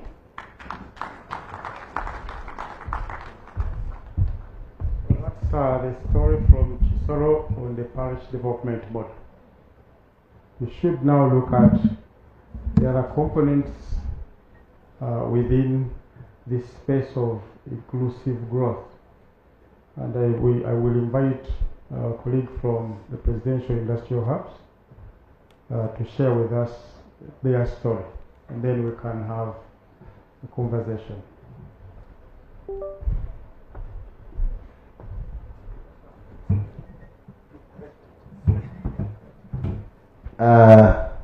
Thank you, Ndogo Katende. Engineer Raymond Kamsha, the Director for Presidential Projects and Industrial Hubs at State House. We do several things, but today I'm talking about industrial hubs, which is the initiative of the President as a mitigation measure, as I will explain. I've given you some, I think, video to play. Okay, but I can explain as it comes. One, I would like to thank the organizers of this forum, that is the Uganda Development Forum. I would like to thank Cooperation Wealth Creation, PDM, and all the partners and stakeholders, UDC, for making this happen. Interventions like this help us sometimes share ideas, but also some people, it's an avenue of venting out some challenges that we carry, like we have seen. So I'm glad to be part of this, and I will take just a few minutes to explain to you what happens at the industrial hubs. One, I listened very carefully to PSST as he was talking about, and our senior Honorable Victoria Sechtoreko put it properly, that he talked about 3 challenges and didn't talk about the last 2. So I was equally intrigued, because one of the biggest challenges in this country is unemployment. Unemployment is categorized in very many ways. There are those who have skills and don't have the jobs. Like we have seen that some people, one of the presenters here said that 67 of our graduates don't have jobs, meaning they are trained but they don't have jobs. But we also have those who are not trained. I will borrow, good enough, I've seen Honorable here representing the National Planning Authority. In the last forum, we had 4.2 million youth or Ugandans in Uganda belong to a group called NEETs. NEETs, these are people who are neither in education, employment, or any training. Can you imagine? 4.2 million people. If they put them around here, you do. How many people do we have in Kampala? Around 4 million. Imagine the whole population of this town here, with all the people that move in this metropolitan area without any job, or they are not under any training or nothing. They are there. Now the question is, where are they? So the statisticians will tell us, the researchers, they will tell us where those people are. Maybe they are in a certain Mzigo, cooking in some bit of a marriage or something, but they are there. So the need is very, very big. I've seen all the good interventions we have talked about here. We are not talking about those people. We are planning for just a few people, save for PDM maybe, but these other good interventions are talking about maybe 30%.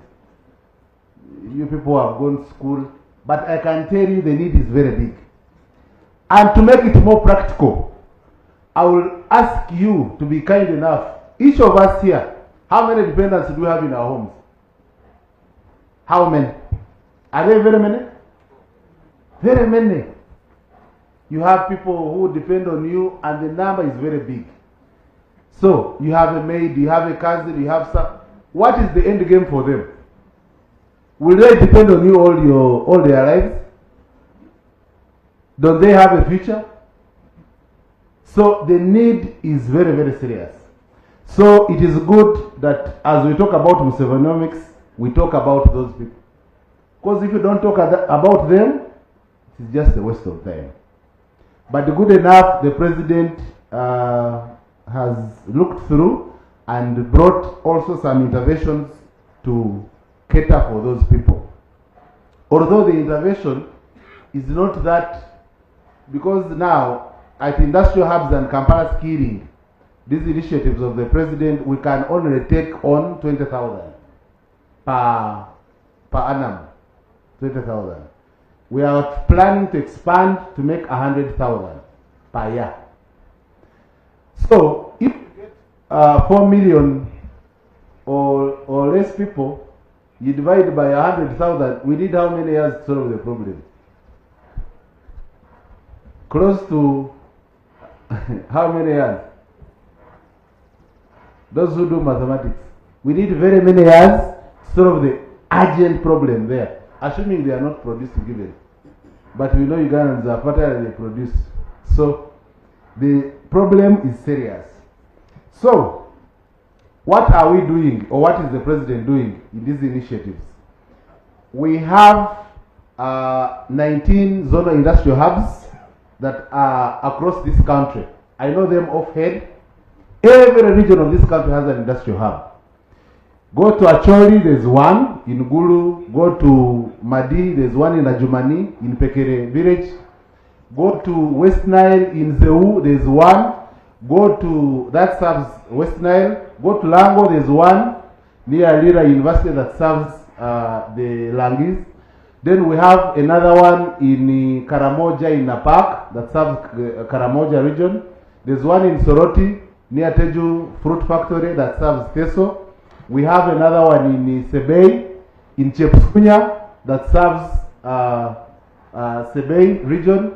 In Bugisu, it is located in Imbare, that is in Honge village.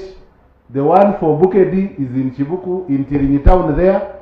The one for Busoga, it is in Nakawango, here on Kamuli Road. The one for Greater Masaka, I saw Dr. Gerard Senda were looking at me. It is in Chimhani, near the district headquarters. There is an industrial hub, one there. The one for Greater Mbede is in Chibuye, in Mubede there. The one for that serves Mengo zone, it is in Kayunga, in a village called Gangama. The one for Greater Ankore, it is in Rubaya. The one for Chigezi, it is in a place called, it is on Katuna Road, Kamgam's village. Professor Augustus, the deputy governor, is a beneficiary. At least his people of Chigezi have been served there, so he knows the place. So if you go to Kasese, they have one in Mubuku. If you go to Ntoroko, there's one near the district headquarters that serves Port Poto City. Then Bundibujo and then Ntoroko. Then we have one for Toro, it's in Chijuiga. So the one for Bunyoro is in Masindi. So I know that the one for Makerere. I'm going to come to that. Yes, this is a don from Makerere. So we have in Central, we have those three, but we have 9 skilling centers within Kampala. Metropolitan here. So we have the 9 skilling centers in Kampala. We have one in Ruzira. We have one in Ruzira. We have one in Mulago, Sabwe, there's another one, Wandega, there's another one, Mutundu, there's another one, Chugoa, there's another one, Wandega, there's another one, Nakulabe, there's another one, and Makerere Chikoni, there's one. Makerere Chikoni, there's one. Try to find out, there is one. So, those are the 9 skilling centers around. What do? We teach people the basic skills within a period of 6 months that can be able to be productive. Our qualification, you don't need to have gone to school to join us. Because if we insist on qualifications, then we are relegating the people who are late on these academics out of the equation. And they're still there, very unproductive. You'll not have solved anything. Even if you bring back your curriculums, even if you bring what, those people are there existing, growing. How do they get productive? Those are the people they are talking about who are going for these jobs in Middle East and what have you. And I want to correct the former presenter. It is not bad to export labor. But what kind of labor are you exporting? That's the challenge. Because Philippines, as a nation, they get $12.5 billion annually from labor export. They export around 130,000 Filipinos out of their population. I think 1 million. They export 1.3 million who work abroad.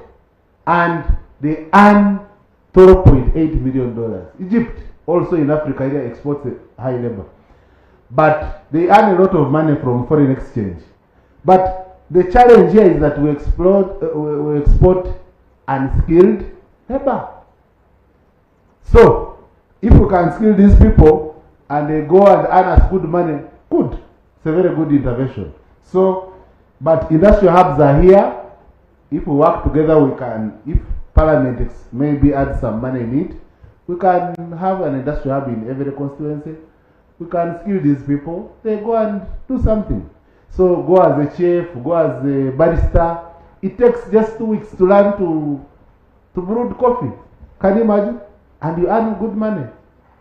But people go when they are unskilled, and that's the kind of disorganization we have. Now, so we have those so many skilling centers, 19 zonal industrial hubs, and 9 skilling centers here, which makes it 28.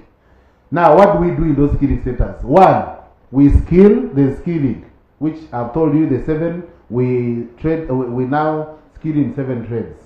That is, we do tailoring, because even the professor, he has a tailored shirt, either maybe from Thailand, but you can tailor it here. Professor, then a Ugandan will earn money from our cotton here, and then, so tailoring is good. Only that we need to tailor from materials that are made here, okay? So, we tailor, we do tailoring and design, we do carpentry and joinery, we do welding and metal fabrication, and your children have added the spice. Now they make even these halas, handmade halas and what have you, those initiatives. They do some simple irrigation using the welding skills they have gotten. Then also we do hairdressing. Everyone wants to be neat here, so we teach people how to do that. But we also add a value by teaching them to get high standard using local materials, avocado, oils and what have you, to make these shampoos and what have you that we need. Then also we are teaching them leather practices. There's a factory in Kaumu here that we operate. We get leather and we get hides and skins and make leather. Then from that leather we make shoes, footballs, what have you, all those belts. They are being made at those. We train people how to make them at industrial hubs. Also, I'm told 1 minute, but I'll conclude in a few minutes. Also, we teach people bakery and confectionery. We want to have some good pastries, so we teach your children how to do them. Then also building and concrete practices. We are now adding plumbing, adding electrical, adding automobile mechanics. All those people, we don't take any qualification. We teach in the local language. That's why they are regionalized. If you're from Acholi, they teach you in Acholi. So, not knowing English or whatever, it doesn't stop you from making this nice table here. So, that's the approach we are using. We don't charge money. It is a fully sponsored program by the government of Uganda through State House, the president. So, your kids come and they learn and they go back. When they go back, we have been having a challenge of startup capital. So we formed circles, 176 circles, 71, from all administrative units of this country. There is a circle, industrial hub circle, and starting the next financial year, there will be capital for those people to start on something, borrow something, and then you're able to start on the initiative they have learned. Then also, that is to do with the skilling. We also have value addition under industrial hubs. We have silos.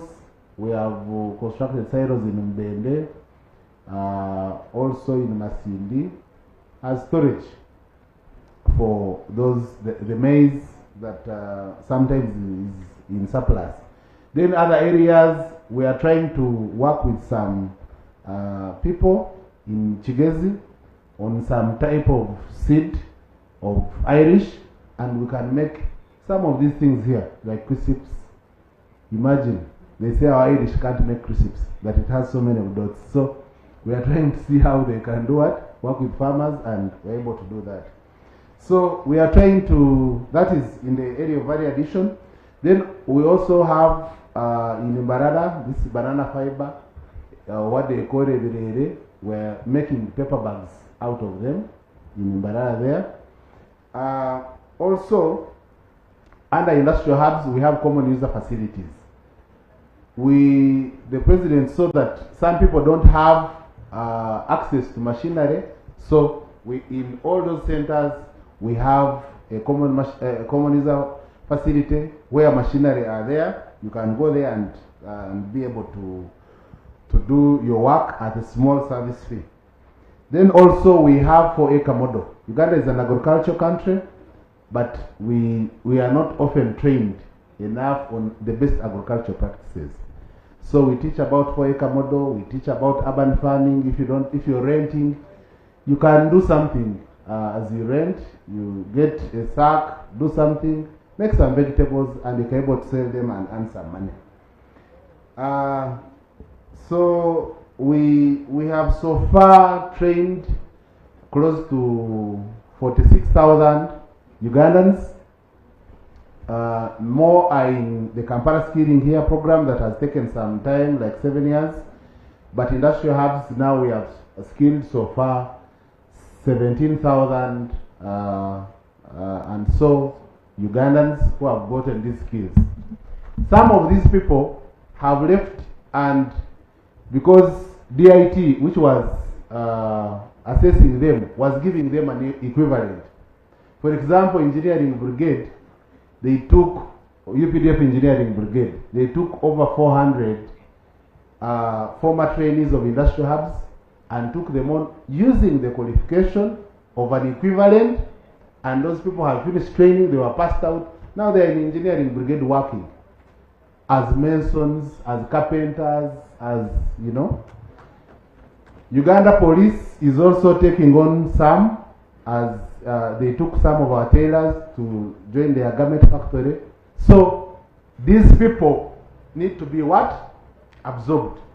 And I think I am calling, since I have a forum now to talk to you, this intervention alone, like I've said, the people, they get to 4 million, those who are in need. Each of us who has something, we need to at least skill one person, do something. Church organizations, you need to start skilling people so that they can have some money also to give back. I've seen some people of God here. Yeah, you can do something, you can skill these people so that they can also have some money to bring back to the church. Those who are privileged, we can start upskilling centers and also so that we can absorb those people. Lastly, I'll share my story. I was traveling near police headquarters there in Naguru. A young man, my window was down, and the young man saw me not steady, so he came and picked my iPhone. He crossed the road and whispered at me, he's like, call me. Yeah, he said, call me. Then I, of course, I had another phone, so I called. He saw me carrying 2 phones. So I called him and we had a conversation. He told me that you people who are privileged, I can see you in a Land Cruiser moving. For us, we are unprivileged, we are not able to make ends meet. So that's why we resort to picking your phones. We sell them cheaply. Like, for example, I know your phone is very expensive, but I'm going to sell it at 300,000. So we bargained. Please, sir, can you bring it here? What? It's like, I don't trust you. Okay? So, this is a lesson. Okay? All the insecurities that we have, it is out of those people. Now, and we've had some people, so I told him to go and register somewhere and be skilled. He didn't tell me his name. I hopefully he went to be what? To be skilled, I told him. So, before it happens to you, let us all embrace each other and make sure that these initiatives, those people who are lacking these skills, we can have productive people, they can contribute something. I don't think executives are the ones who set up this platform here. I don't think executives are the ones who have put these writings here. I don't think the people with ties are the ones who print these things. I don't think the people here seated here are the ones preparing our meals. All these people can do something. They are Ugandans, they are here, so we need to listen to them. And the way the president has opened the way, and mainly the president has been emphasizing free education and saying parliamentarians and what have you, those the people that be are blocking it. So we need to make sure, because those who start P1, only a few finish P7.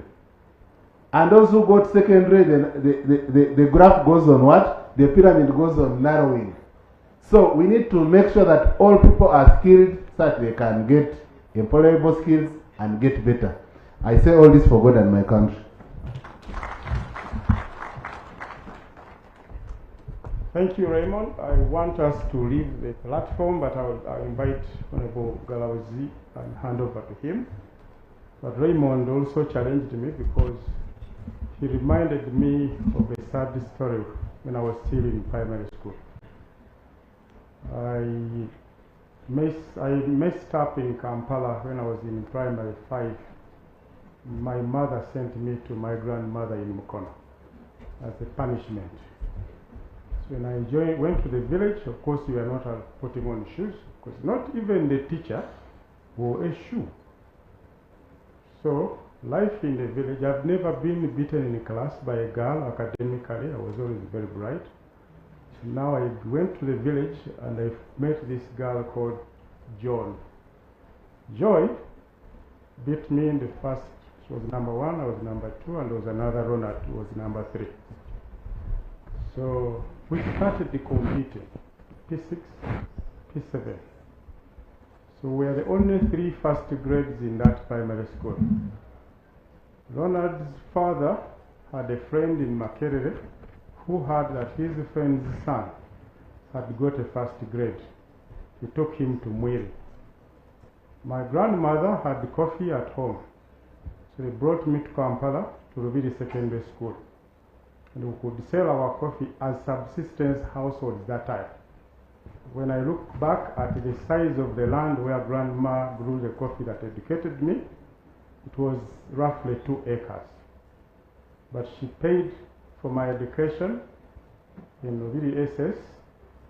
So many years later, I joined Makerere University and got a Bachelor of Commerce, a degree. Ronald went through Mwiri, went to Makerere University and got civil engineering.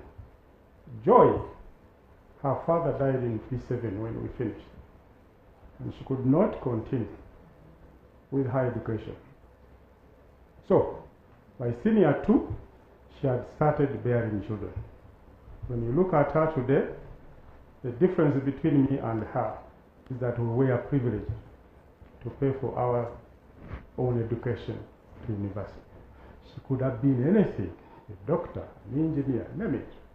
But because of lack of opportunity, she couldn't make it. And she's counted among the statistics of the poorest people in the country.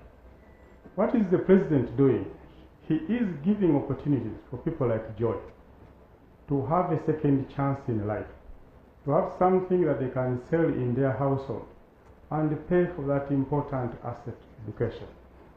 I graduated, worked so hard. I worked in the city of London as one of the few licensed insolvency practitioners in that country, until I was touched, came back to Uganda. I was earning big. But I thought about people like Joy. I offered my life to come back and work for such people. So, as we speak today, this is a subject that is so dear to my heart that we should not joke about these poor people, and we take them as statistics. They can be anything. We are just privileged that we got what we got, and these people didn't. So our president is offering an opportunity for people like Joy, who have not had the chance to be skilled in these hubs, get a skill that can look after them and their children.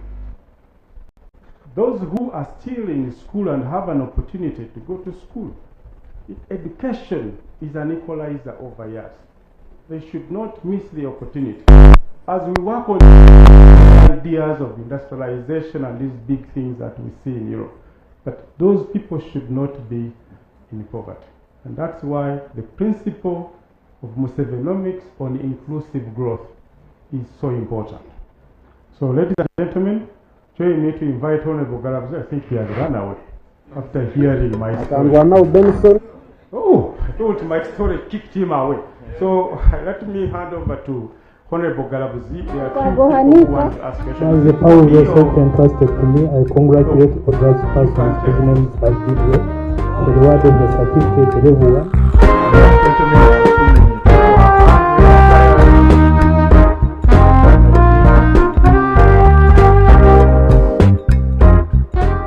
No, actually, the interaction is what we are looking for here.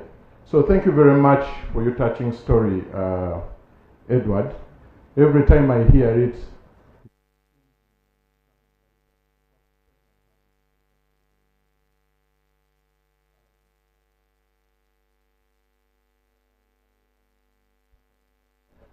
and thank you to the panelists here. Now, I had come with a glossy presentation to make. But after listening, and it was good that I got, I don't want to call it a feedback, but I got the thoughts of the members here about PDM, and I could hear some cheers around here when Professor was talking. Professor, with all due respect, I disagree with you 110%. Because of one issue. Not that I dismiss your opinion, but I just disagree. I just disagree, and like you said, it's okay to disagree. First and foremost, I have also noticed, Edward, and my team that is here, that we need to do a little more, not even a little, but a lot more sensitization for people to understand PDM in the context of Musevenomics, or in the context of development economics. When I heard Professor, and I'm sorry to keep on referring to you, I want to be politically correct, in a condescending voice, condescending presentation of some of the programs of the president and ideas and opinions he has over the economy, I then realized that we need to be more practical than theoretical. I realized that sitting in conferences and swinging on armed chairs in our offices and lecture rooms may not necessarily be helpful. And it's very good that this particular documentary of Kisoro, among the very many documentaries we can play for you here, in different parts of the country and regions of the country, success stories. It's very good that it played, and there was practical evidence. A person who got 1 million shillings, the 1 million shillings the likes of Professor think is little money, think that is peanuts, think that is tokenism. That 1 million shillings transforming someone's life, one that had lost hope, one that was vending all over the country, decided to go back home, borrow 1 million shillings, and make 16 million shillings in 8 months. I don't know whether you call that tokenism. And I think we should be a little more serious. And I'm sorry, I'm going to concentrate on Professor for one reason. If we could use your presentation skills, your acumen in convincing, you have a very good way of convincing people. I think that's why you're a lecturer. But use it positively. Let's try to use it positively. And for me, when I was starting the presentation and the historical background, I mentioned two fundamental issues. The first one was the purpose of leadership. Each of us here, because of the peculiar positions we hold in society, we're all leaders. Now, leadership requires that you understand and diagnose the problems of the society. have an ideology, strategy, and plan of execution. What exactly were we trying to solve here?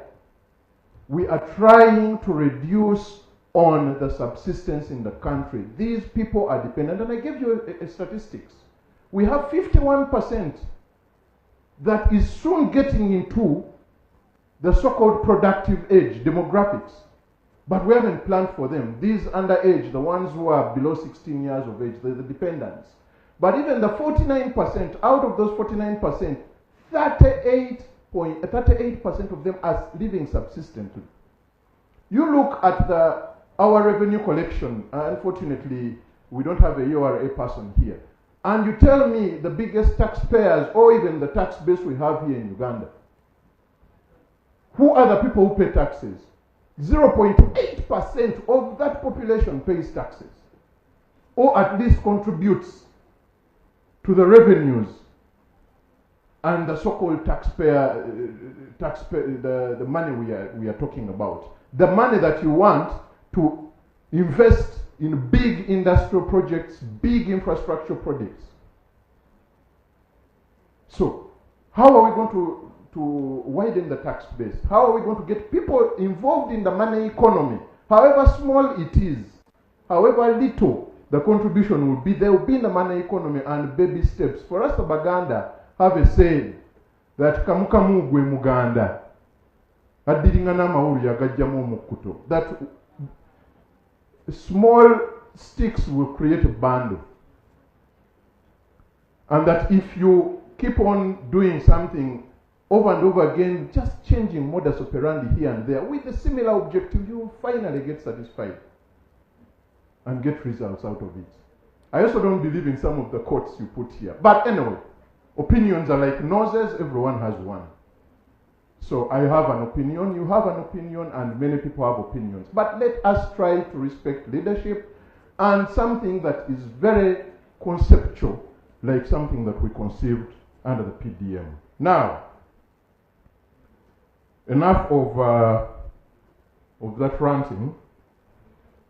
I would like to, first of all, thank you, DF, for this opportunity to have a feedback or an interaction with the academia and the elite of this world, of this particular part of the world.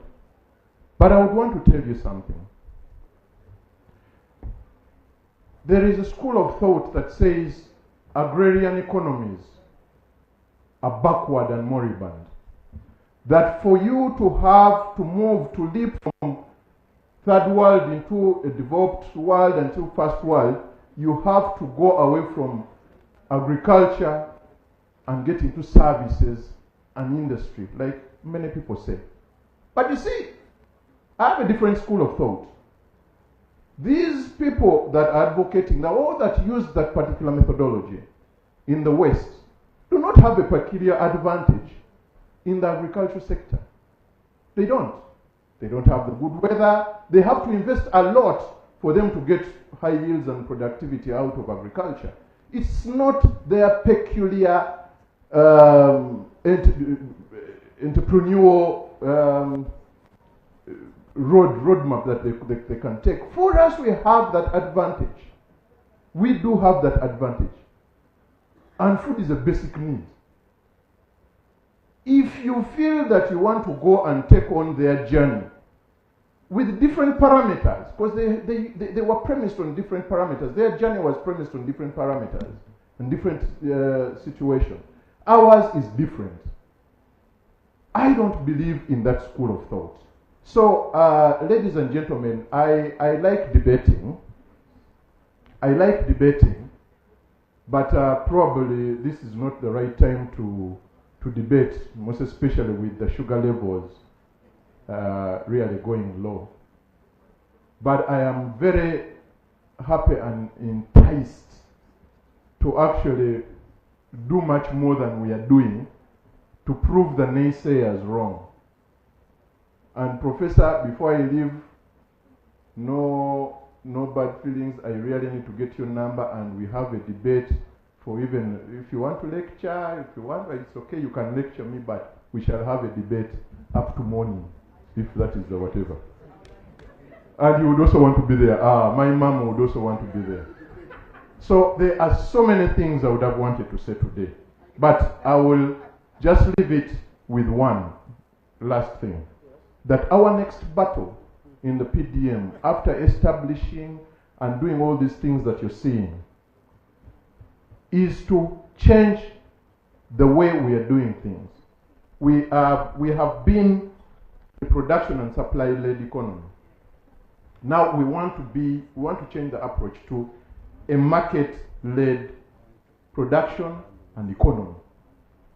And with that, we are concentrating on three components: market sourcing and creating proper targeted value chains. You see, he was talking about the potatoes.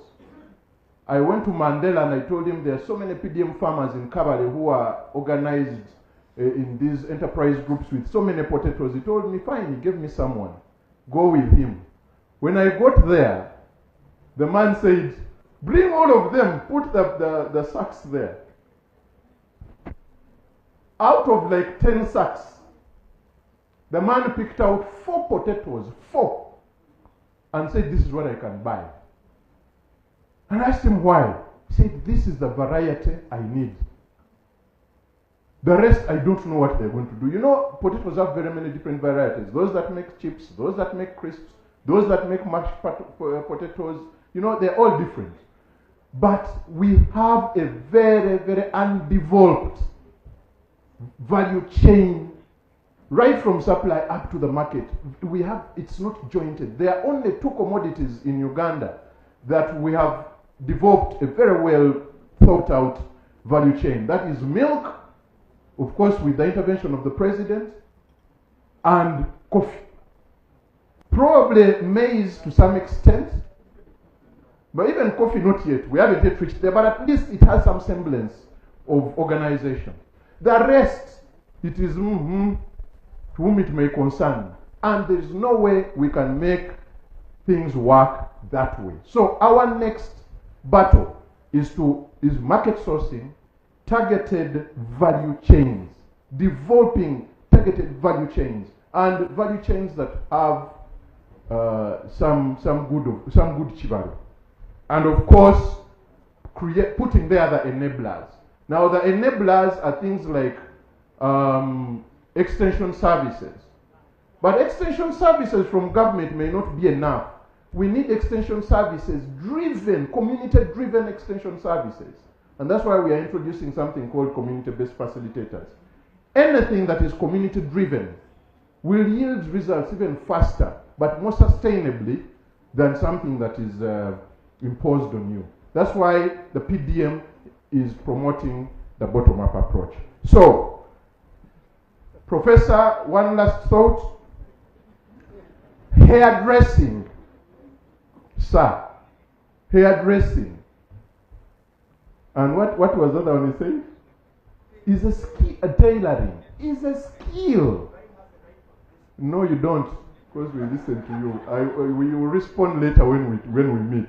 It is a skill. The intention and the objective is to make people get some income. That is it. So it is just encourage us to have a skill. You're the ones who say we have a very unskilled population and it is very difficult to get jobs for them. We are now trying to skill them, then you're critiquing. But anyway, it is a very good discourse that we have had, and thank you very much for the time you've given this presentation and the time you've given to the conference. So thank you very much, and Edward, thank you for the opportunity. Thank you very much. Prof, as we discussed before the conference, I requested you to provoke us, and we have become so emotional on this side that we are responding directly. Oh yes, I had to. So your provocation worked. We have little time, colleagues. We have very little time. But I wanted to give 1 or 2 elders to also correct what the Honorable Galabuzi said, They are here. Both of them are former ministers. The other one was the custodian of our money for a long time. And another one was the head of our farming for a long time. So I want to give both of them, Honorable Victoria Sachoreko and Honorable Senda, a right to say something. Then for the rest, those who can take coffee, we can continue the conversation over coffee. Those who take beer, we can have a conversation over beer. But for now, I think we have to close. So Honorable Sachoreko and Honorable Senda. So people are complaining. Is it on?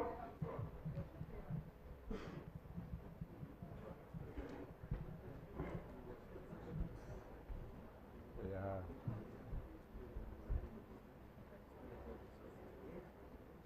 It is like 75. Actually, mine is not 77. to react to his statement. No. Otherwise, I certainly feel I share his views. Only one thing that he stated was those two items. I disagreed on the two items. Coffee and two items. And most importantly, coffee. I don't know how we get to address each other, but let me say, whoever finally has to communicate whatever we put together, that we accept, one, the revolution, the marketing and the arrangement under the Musevenomics,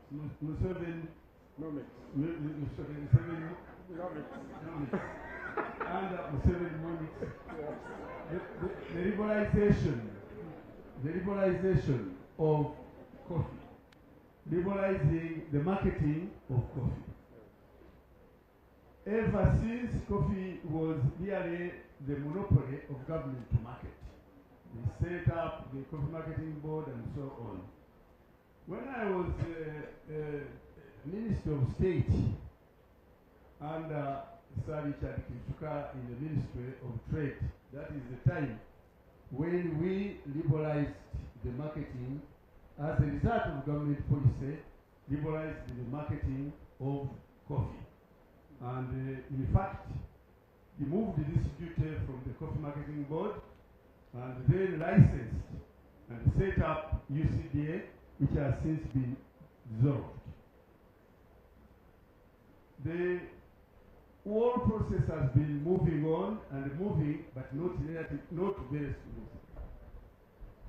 Unfortunately, while there is this big demand, global demand for coffee, while we have we are getting a few days, while we're getting very good markets and so on, and recently we had a law passed on coffee, I think it was passed last year.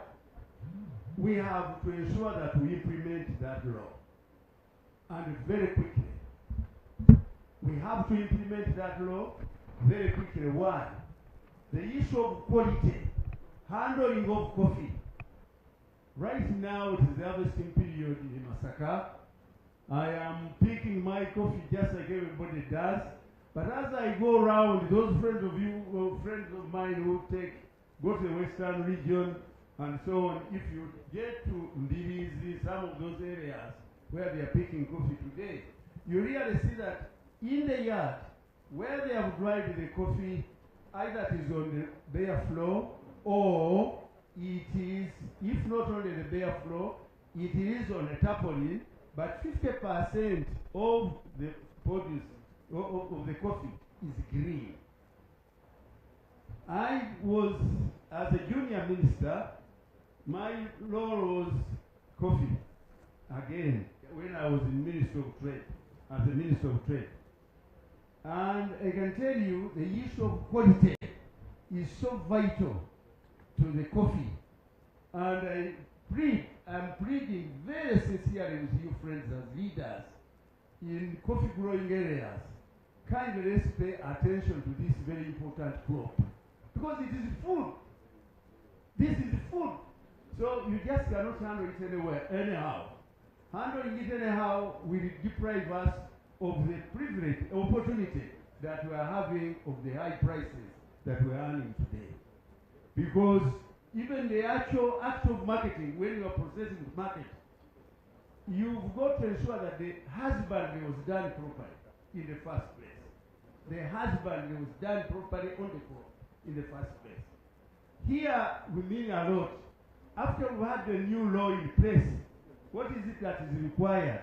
Is to ascertain that even the nursery beds, people who are going to run the nursery beds, the Ministry of Agriculture has to move to ensure they license, they handle the people who are handling the nursery beds, from which people, because everyone is enthusiastically going to coffee, but it is going to be a shame at the end of the day when we get either the price or losing out on the price because of the politics. That is one. Two, handling, post-harvest handling. How are you handling this coffee? Kindly let's handle the coffee properly. Some of us, our life depends totally on coffee. And if it is mishandled, that means a loss to all of us. It means a lot to the earnings of foreign exchange in this country. That is what I wanted to put across. Honorable Historical. Thank you, Gerard. Now, the children. I'm glad that somebody came here to specifically address the children, because like I said, I'm over 60 and I'm in a minority. These are the majority. If we don't take care of them, they will take care of us in their own way. So I'm glad something is being done. Secondly, I have always asked this question and I'm not going to give up until somebody does something really sensible. I come from Nakawa, and if you're from Kampala, Nakawa has 3 technical colleges. We have got Lugogo, Nakawa Institute, then in Tinda. All those in just Nakawa. Now when you start putting up industrial hubs, in Nakawa we have got 3. That is not a problem. But for me what I don't understand is why the 3 technical colleges are under-serving, they are half empty, and then we got to put up makeshift colleges. When I keep asking the question, I'm told it is because those colleges require O-level or something like that. Honestly, when I used to be in government, I was powerful. Did the government lose power? Can't you manage that? So I'll leave that there. That is the question I want you to think about. Why can't you? It is okay to have those hubs, but really 6 months for anybody who has ever learned any skill. We learn by doing, and we perfect by practice. How much practice can you have on 1 computer or 10 computers if there are 100 of you? Let us use the little resources we have maximally. So that is my comment on that one. Now potatoes. Potatoes, onions, whatever. Uganda, we are in trouble. Basically because there is not a single value chain which is complete. Those people of the whole of Chigezi, Sebei, in the Bugisu area, who grow onions, all the seeds of onions are imported from Europe. Or else you go to Tanzania and get something which looks like onions where you are not guaranteed. So if anybody was to cut us off, because whatever we are doing, we are competing with somebody else. If our competition is cut us off, just cut off the seeds. Now specifically on potatoes. The potato seeds we plant come from Netherlands. They go to Kachwekano. We turn them into planting material. Now let me tell you this. I know I don't want to tell stories, but this is true. When I was minister, we had agreed that Chigezi was going to be just breeding ground for potatoes. That all the potatoes grown in Chigezi were seeds. We even had a budget, and the money had been given to us, just like we got the money for the milk. Now, unfortunately, Kawale got another DC who had no idea what potatoes was all about. When the potato seed was ready, he said, "Oh, we need the potatoes." By the time we were ready to pay, they had eaten, sold, and whatever for potatoes. That was the beginning of the sad story for potatoes. So if you are from here and you are from Chigezi, this is what I want to advise. When I'm not here, my job is chairperson, Uganda Business Alliance. What do? We grow, develop, encourage, and promote value chains. We are the ones actually promoting the onion value chain. It is not easy. We had started with potatoes, and I think there is going to be a potato meeting very soon. But Uganda has nothing to show. So So if you are from that area and you are interested in potatoes, I suggest we get together and see what we can do about this value chain. I thank you. Yeah, thank you very much. I want to release my panel. Colleagues, I'm really sorry. Every good thing comes to an end. So I only apologize, but I told you we have a cup of coffee for those who have no problem with caffeine. But those who love a beer, you can continue the conversation until tomorrow because it's a weekend. So I want to say thank you very much for the time, and I hand over to our Masters of Ceremony to lead us into the next session. Thank you. But Dr. Muhumuza, I think, wanted to make a quick announcement very quickly because he loved this conversation and he came whispered to me that there is another forum where we can continue the debate. But let me allow him to say it, and then Mildred can take us to the next session. The times of Honorable Gerard Sendaola and the others during the structure adjustment program, the Uganda Economics Association used to hold monthly meetings to have these discussions. We are bringing that back, and I just wanted to remind you that on the 10th of June, as we said at 2 p.m., Hotel Africana. We have venue for all of us. It hosts over 400, 500 people. Let's come and be there to restart these conversations on policy matters. So that announcement I thought shouldn't go away. And for those of you who are quoting in Nyerere that there should be lightweight and heavyweight, unfortunately the global economy is not structured that way. It's just like a national park. The antelopes, the lions, the buffaloes all live in the same space. If the buffaloes had where to go, they would have left the park. Same thing with the antelopes. So Uganda cannot create a Uganda of itself. We must live with America, with China in that national park. You just make sure, how do I avoid being gobbled up to extinction? Those are the discussions we are going to have at Africana 10th of January, and thereafter we shall be meeting at the British High Commissioner's residence, a few of us, to chew the card on selected topics for concrete, actionable points. Welcome. June, which is next month, and our subject will just have received the State of the Nation. So we already have what to discuss, even if there was nothing else. And in between the budget, 2 days after is the budget speech. So we are putting economists right where they belong, discussions. All right, yes, 2 p.m. June, not January like he had said. Yeah, it's going to be June. So ladies and gentlemen, you know our discussion is fruitful, engaging, and eye-catching, or, you know, mind-blowing when people still have questions. If I ask to give a round of questions right now, you know we would leave here at 7 p.m. like yesterday. But I am not going to do that because our time is really, really fast spent. But I know that some of us joined us a little later on, and probably some had quite a lot of work to do, and you could have missed up on some of the conversations that did come through. And I am going to request that we'll have Dr. Birungi give us just a wrap-up, a sum-up of what our 2 days have constituted. And I want to thank you all for keeping here. Professor Kiza also at one point said Uganda is gifted by nature and cast by elites. How many agree? I know we would now go into a conversation once again. Anyway, I was just bringing that up. But let's welcome Dr. Birungi to come and just give up a summation of what the 2 days looked like, and then he will let us know we'll be speaking last to close off this conversation.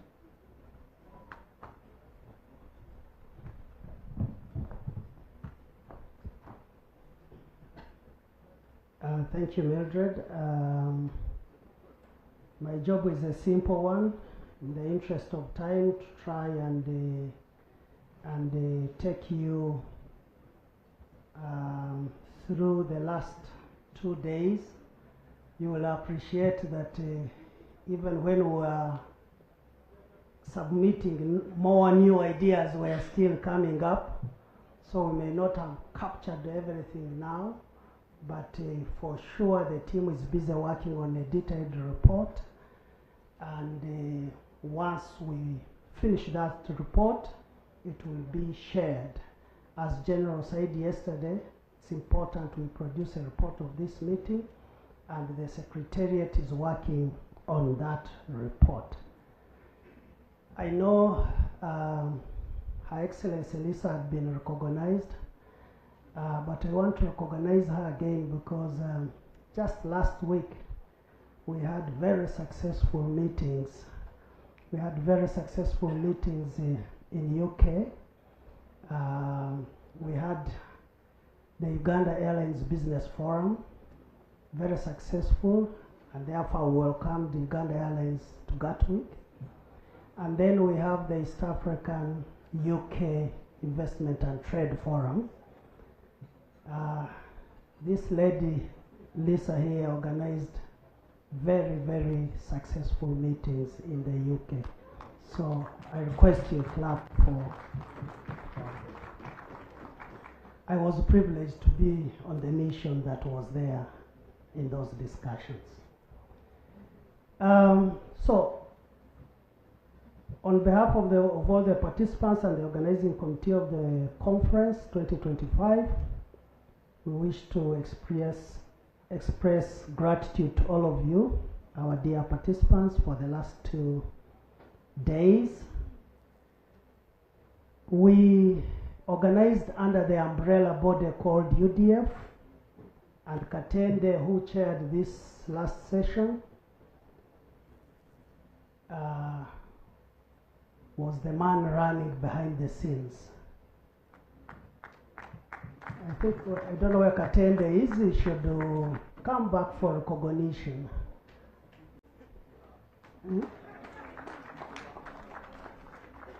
So all of you received emails, telephone calls, SMSs, and everything.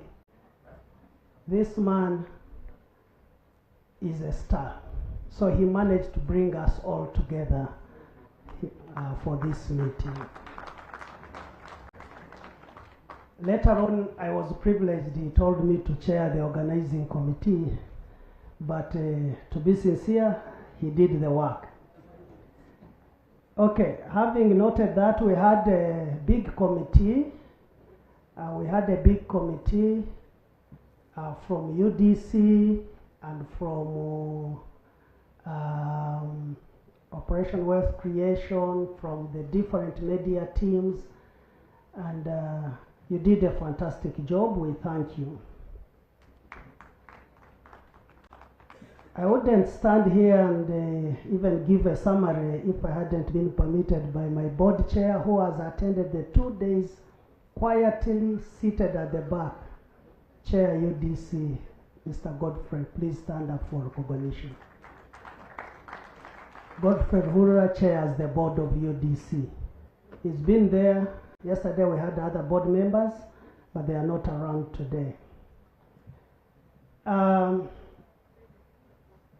We noted that the Musevenomics conference is a result of the unwavering and visionary leadership of His Excellency the President of the Republic of Uganda, General Yoweri Kaguta Museveni, that has transformed Uganda since 1986.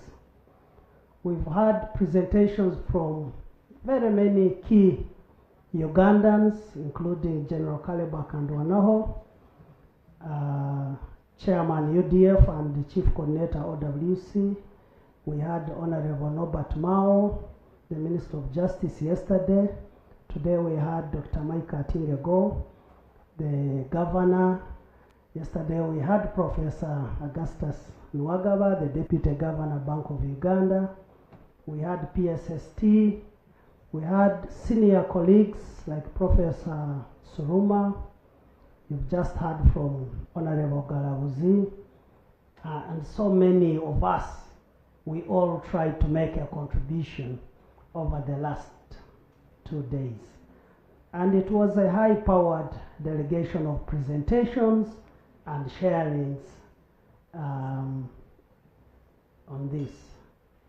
I will highlight the summary of key. Sorry, before I go to the summary, I note that First, we started with the conference objective, which sought to achieve the following objectives. Number one, to enhance an appreciation of Musevenomics and its contribution to Uganda's economic development trajectory, to assess the relevance and applicability of Musevenomics principles in today's rapidly changing global environment, economic environment, and to develop actionable recommendations for accelerating the Ugandan socio-economic transformation. So we are going to continue sharpening the recommendations and make sure they are sharp to reflect our intention. We noted that Musevenomics is basically built around 9 principles: awakening the sleeping giants, and that's the session we've just concluded; fostering value addition and industrialization, that's the session we did yesterday, and I was privileged to make the lead paper there. Lowering the cost of doing business, we also had a session on that. Land consolidation and tenure security, you had the points that General brought up in his presentation. Economic and political integration, and many others. So we had all these, and we noted that it was very difficult for us to go to the details of each of these in only 2 days. And we shall have more discussions going forward, as colleagues have highlighted, and Dr. Muhumza has also invited us for another meeting. In terms of key messages, that we pick from here, that there has been a lot of contribution as a result of intervention under Musevenomics, and it has led socio-economic development in this country, and there has been a lot of successes on macroeconomic stability, high economic growth rates, increasing the stock and quality of physical infrastructure, human capital, wealth. However, we also recognize that there are some challenges that continued to persist, which we'll highlight as we go along. We also noted that it's a subject matter that is not fixed, it's dynamic, and follows pragmatic approach that integrates various political and economic ideologies. You heard from the presentation by Dr. Muhumza trying to relate Musevenomics to Marxism, Adam Smith theories, and other neoclassical economists. We noted that there were serious distortions in the factors of production, especially land and labor, land, labor, capital, and entrepreneurship. That's why we've been talking about the cost of capital, land for development, and what we need to do.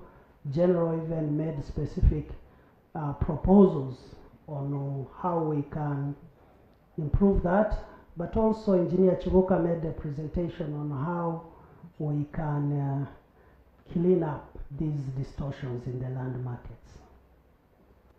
We heard from the governor today that we need to deepen the financial sector in order to achieve the tenfold growth strategy, and he came up with specific recommendations on bonds, diaspora bonds, and others that we need to put in place as part of the financial sector deepening.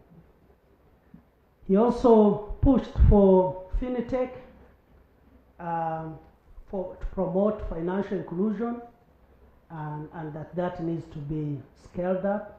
But we also got very good proposals to help improve the circles, the FinTech approach, and so on and so forth.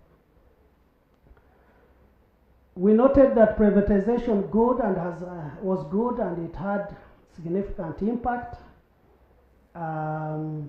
in a way of promoting private sector-led growth, but we also noted that we need to have a stronger regulatory framework in the same respect. We We noted innovative, I had already talked about the innovative utilization of land that Engineer Chibuka talked about, the case of MUBYENFUNA Rural Industrial Center. The off-take model as a key in driving structured and viable commodity value chain was discussed. You had an example of Uganda breweries. And then tax incentives are key in fostering underdeveloped agriculture value chains was also discussed in that respect. The vision of a modern and integrated and self-sustaining economy with wealth creation for ordinary citizens at its core was discussed, and that is the subject matter that heated us up to the end of the meeting today.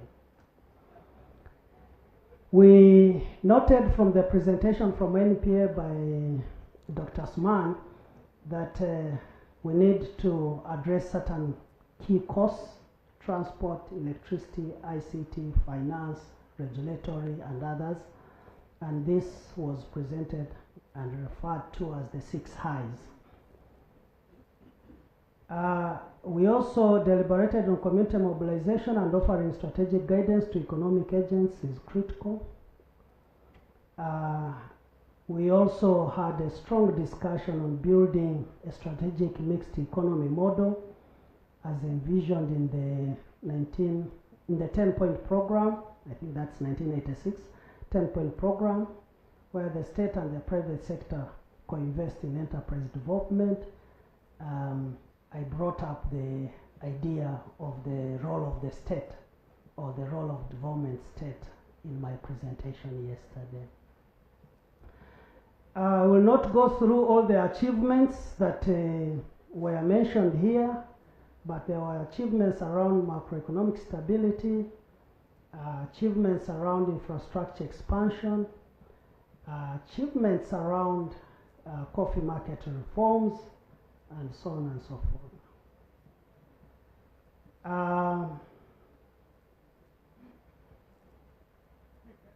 We discussed and noted industrialization models, and Kapeka gave us a very good example where industrialization is rooted in local ownership, local value addition and agro-processing, growth of agro-processing farms like Nile breweries, which now sources inputs from Uganda, 35,000 plus Ugandans and farmers, and then the money that is plowed back. We noted all these as different models and approaches, and that need to be studied, developed, and encouraged to continue. On domestic capital accumulation, we noted the rise of NSSF as a major institutional investor, growing from 5.5 trillion up to 25.5 trillion in 2025, now exploring impact-based investments. I also mentioned that UDC and NSSF, we are working together to establish a national marketing company, but also the MD of NSSF told us of other social impact investments that are being planned. You remember the 1%. Strategic policy, long-term planning, a shift towards household-centered economic planning and prioritization of cost of doing business, reforms through the 6 highs. I've already mentioned that, I think. Now, the challenges which have persisted, one is protecting and growing local capital. We realized that liberalization in the 90s allowed multinational capital to displace emerging local enterprise, especially in the banking and manufacturing. Uganda failed to build on its own Samsung or Hyundai, and I think the point by the gentleman who spoke in Uganda here, but also the governor, the deputy governor yesterday was clear about the need for a domestic financial institution.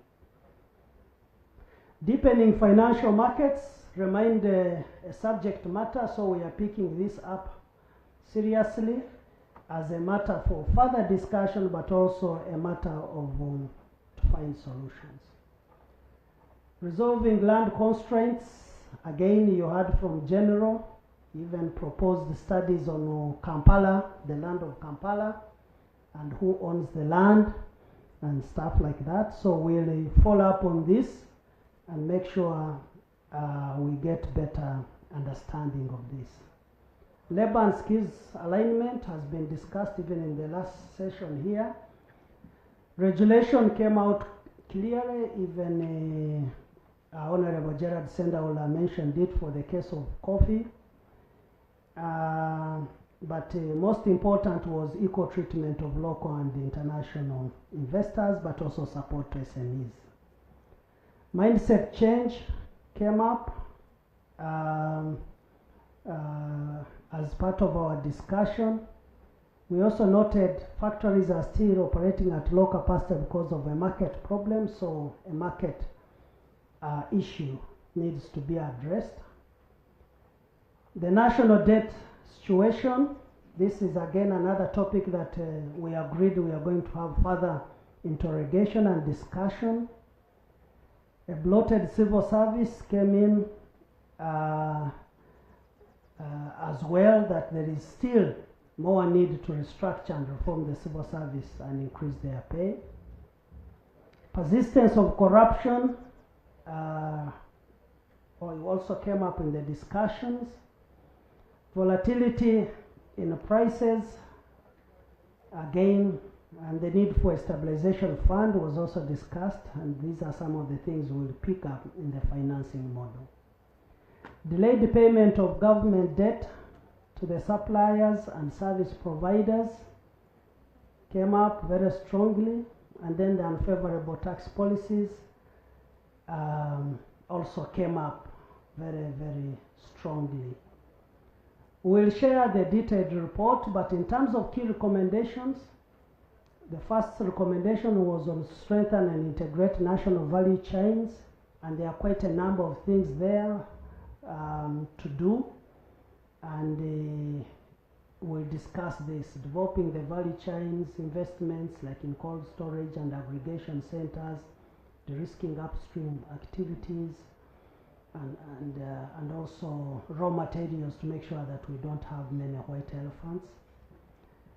Recommendation number 2 was on market-led industrialization, engagement in the ESC and the African Free Continental Trade Area markets, addressing capacity underutilization, but also establishing the national marketing company. This we are on track to achieve. On strengthening infrastructure for industrial growth, we continue to say we need more parks, different types of parks. You heard from the PSST and the ATMs and how these parks are going to be constructed. Deploying public resources to the sectors or ecosystem with high economic returns was also discussed. Even the PSST highlighted the transport, the energy, and adaptable IT systems. Strengthening institutional and policy coordination actions to promote a whole government approach and a programmatic approach to industrialization, enhancing and enforcement of local content policies, product standards and trade facilitation, skilled workforce development. These are some of the issues. We are going to sharpen them as we go along. To promote technology innovation came up strongly, especially for our youth. Capitalize the Industrial and Economic Development Fund.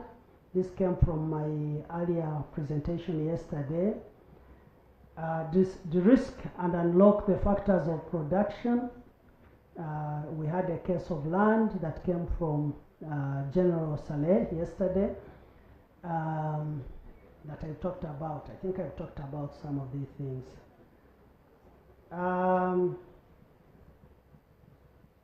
So we've agreed that some areas require further discussions. We also agreed to tackle the 6 highs in the usual government approach, but some of these discussions require more time and engagement, like the cost of capital is a day on its own. Electricity, transport, ICT, and we had very many leaders of the sectors yesterday that made responses to some of these issues. Empower local enterprises, we had this discussion yesterday as well. Invest in institutional capability and policy follow-throughs. Follow through the roadmap that Professor Suruma talked about. Unlock long-term financial markets. I've talked about that already, and capitalization of development finance institutions also came out very strongly. UDC and UDB, but also to capitalize agriculture credit facility and small business recovery fund. So these are some of the issues that the team were able to capture very quickly, and as you saw, I wasn't typing or writing anything, so I would like us to recognize the team of rapporteurs seated. You should stand up for recognition. The team of rapporteurs that captured these very quickly, and I promise they will give you a more detailed report, and it will be shared with all of you so that you get to know what the final report looks like. And we will continue to invite you for further engagements to make sure that there is an implementation agenda to this effect.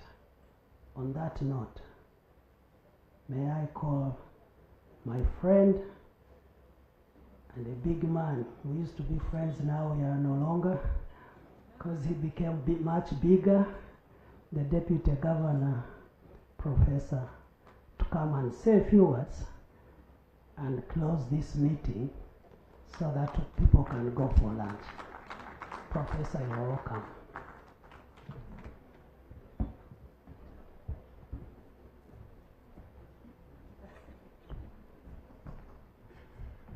Thank you very much, ladies and gentlemen. I think we need to a big round of applause to ourselves. And before we do that, I just want to call one sister of ours here. Let us call one of our sisters here. She's becoming a Ugandan and she knows herself. I think she can come here on the podium and then we close the meeting.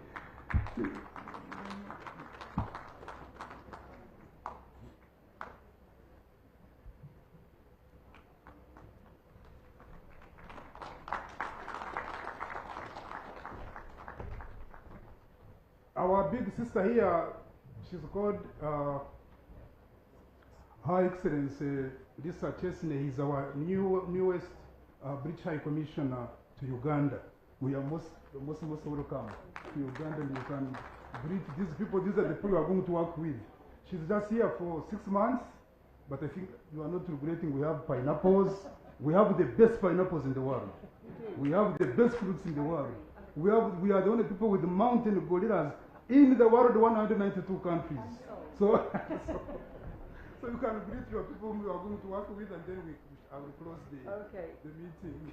Thank you, Deputy Governor. Well, let me say then, if I'm becoming Ugandan, mwebale inyo for the great welcome that you for the welcome that you give me. I've learned 3 things in my 6 months in Uganda. Yes, the avocados and pineapples are absolutely the best in the world, and I'm telling everyone. I've learned never to trust when a boda is signalling. They're just not going to go in the direction you think they're in. That's my lesson learned. And I've also learned that a lot of time when people stand up to speak in Uganda and they say, "Let me be brief," they are not. So I'm going to be brief. And I just want to say thank you. Thank you for letting me be here today. My team's been here since the start of yesterday. All these challenges around growth, around the economy, they're global right now. They take shape in different forms wherever you sit. But the key to me is collaboration, stimulation, and challenging ourselves. and I really respect how you're doing that. I'm listening and learning, and the UK will continue. We've got all sorts of exciting things happening, as the Deputy Governor knows, between the UK and Uganda about mutual growth, and we'll carry on doing the same. But thank you for letting me be part of today. Thank you so much. So ladies and gentlemen, we are very glad to close this meeting. So I will be very, very brief. I don't want to stand between your lunch, but I just wanted to also tell Lisa that we also have the best borders. So, ladies and gentlemen, the subject matter which we have been addressing for 2 days, which my friend Patrick has explained, is that we have been talking about economics. Now, economics, in brief, we are dealing with a social science. I don't know those who remember. Do you remember that potassium, sodium, those who are in the senior one and you are in the chemistry class, you are not dodging and you have not counted 9, that we are already going to get 9 and you are not bothering about science. Is that economics is a social science, it is not a natural science. Because you know that sodium and potassium, these are group 1, you remember, alkali metals. Sodium has got 11, if you remember in the periodic table, the atomic energy is 11, 1s2, 2s2, 2p6. You have potassium, which is also in group 1, and period 4, and it has 19, and when you mix these now with, for example, nitric acid, potassium will jump, and because of the higher ion component, and you form potassium, if you remember, nitrate.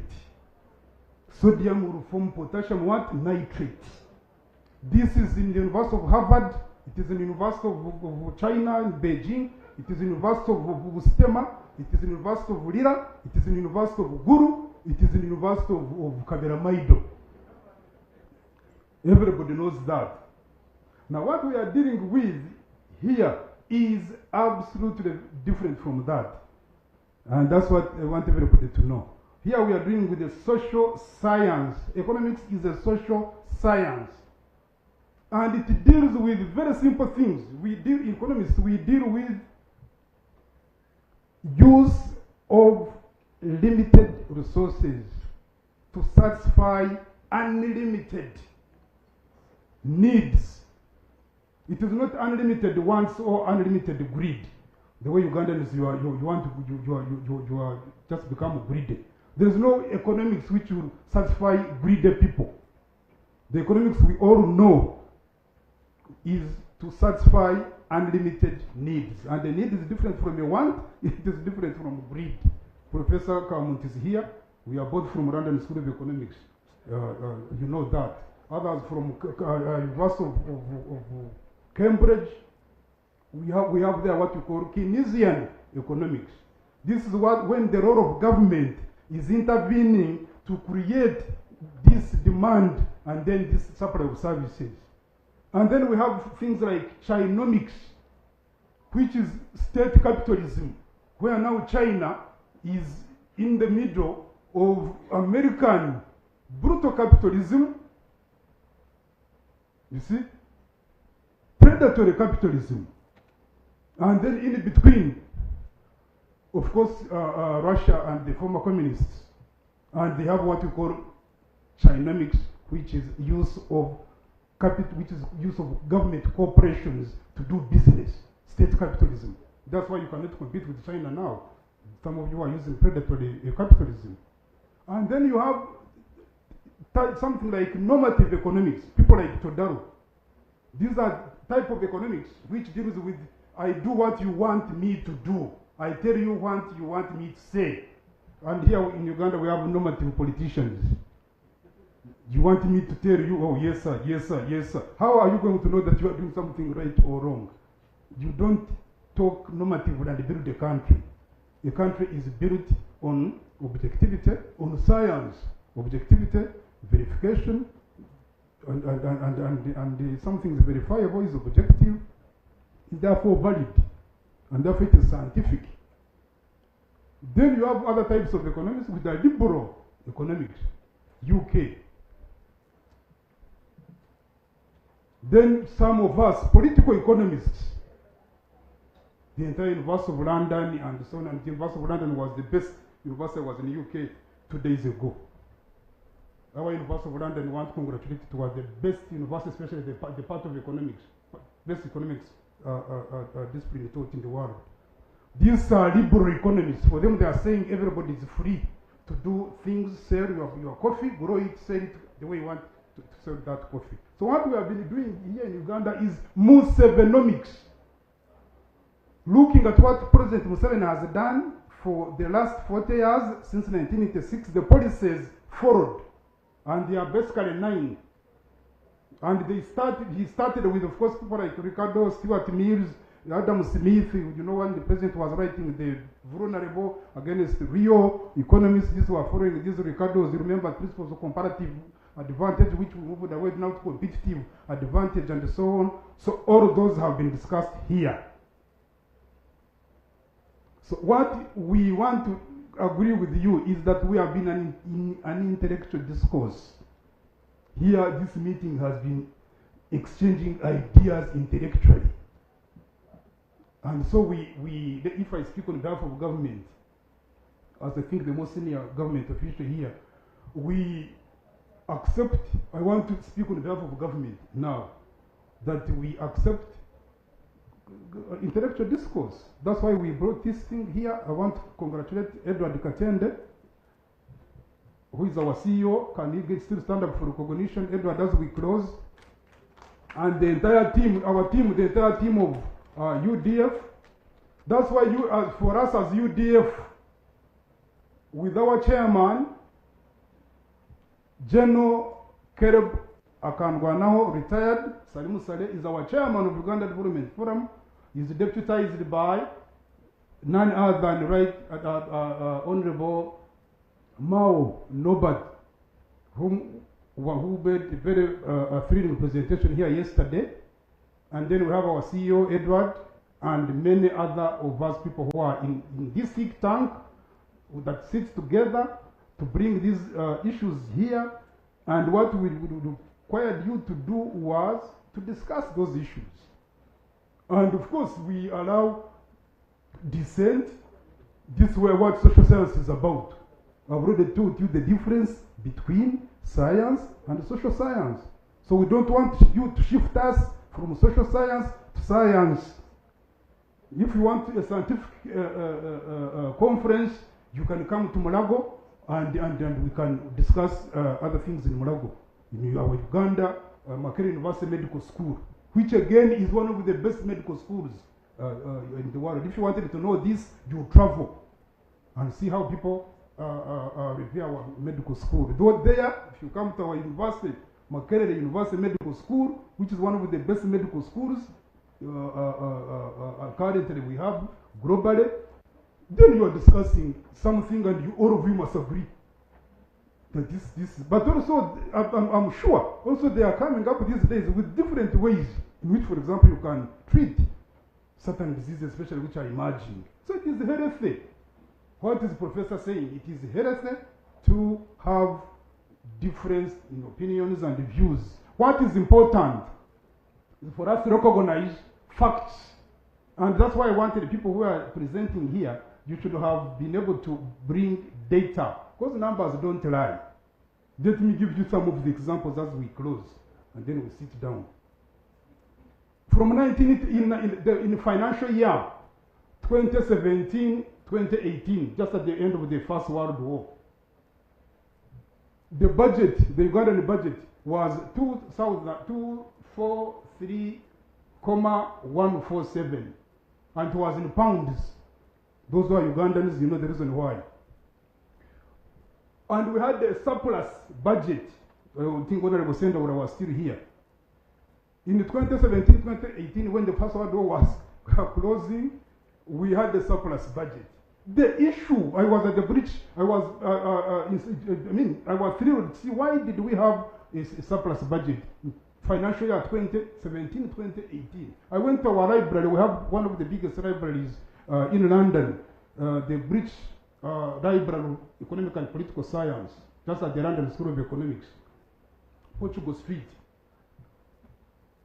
The reason, just see one reason, why we had the surplus budget was that at that time, coffee was being introduced up to those specific years, and the crops which were being sold, the extension services and the focus on quality of those products was the magic bullet that was bringing that surplus budget. So government was earning, the state colonial government was earning a lot of money in those crops because of emphasis on quality. So this conference we want to emphasize quality.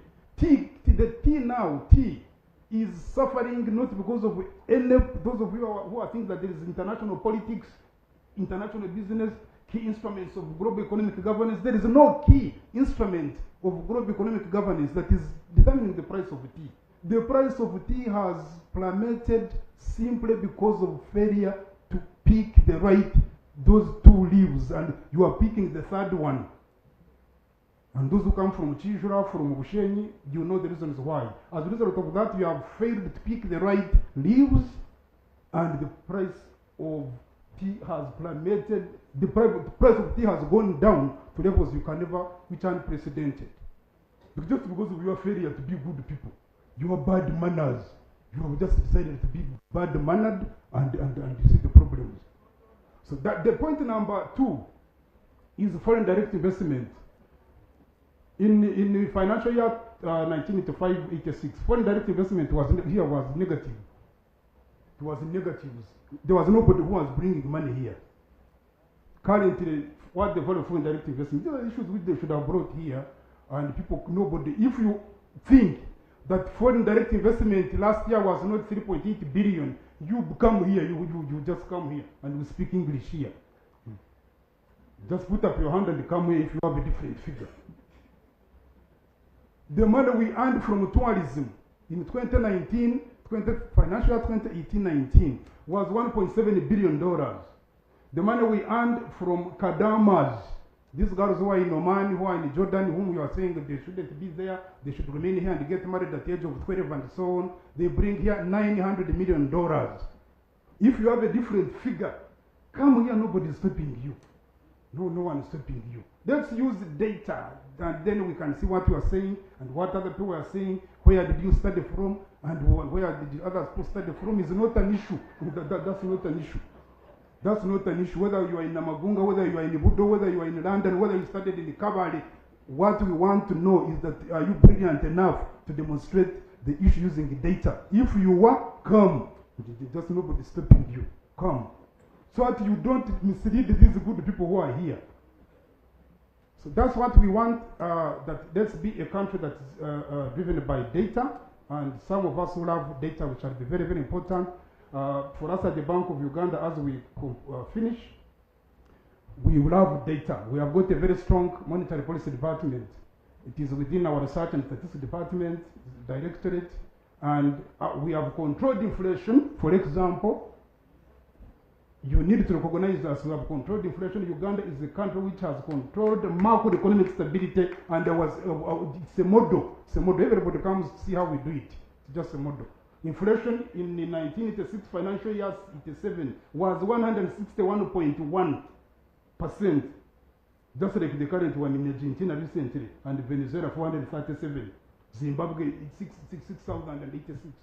I was from 161.1 to now 3.9. Core headline 3.4. Average, okay, average about 3.6%. If you have a different figure, come and demonstrate it. Nobody will stop you.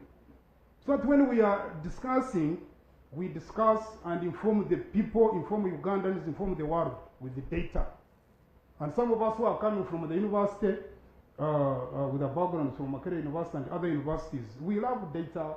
That for us, we are made of data. It is that which has made us what we are. It is not on lies. It is not on opinions. It is not on we want to argue with you, and we fight it out with the data. That's why this government loves evidence-based. information. And for us in the Bank of Uganda, we are very glad my governor was here. In the morning he told you that we have money. He must have told you in the morning that we have quite significant amount of money. For example, in agricultural credit facility, which you need to make use of. And that money is in the central bank, but is managed by commercial banks. As you all know, a central bank doesn't deal with the people, it deals with the commercial banks and government. So we have commercial banks which manage that money. We also have the Small Business Recovery Fund. We want you to come and use that money and make use of it, make your business. The reason why we have that agricultural credit facility, SCF, is that the interest rate is low. It's about 12%. The one in commercial banks is 18, sometimes 20. So we think that our interest rate is still low, relatively low. It doesn't demarketize the other ones, but it is very good for you to use.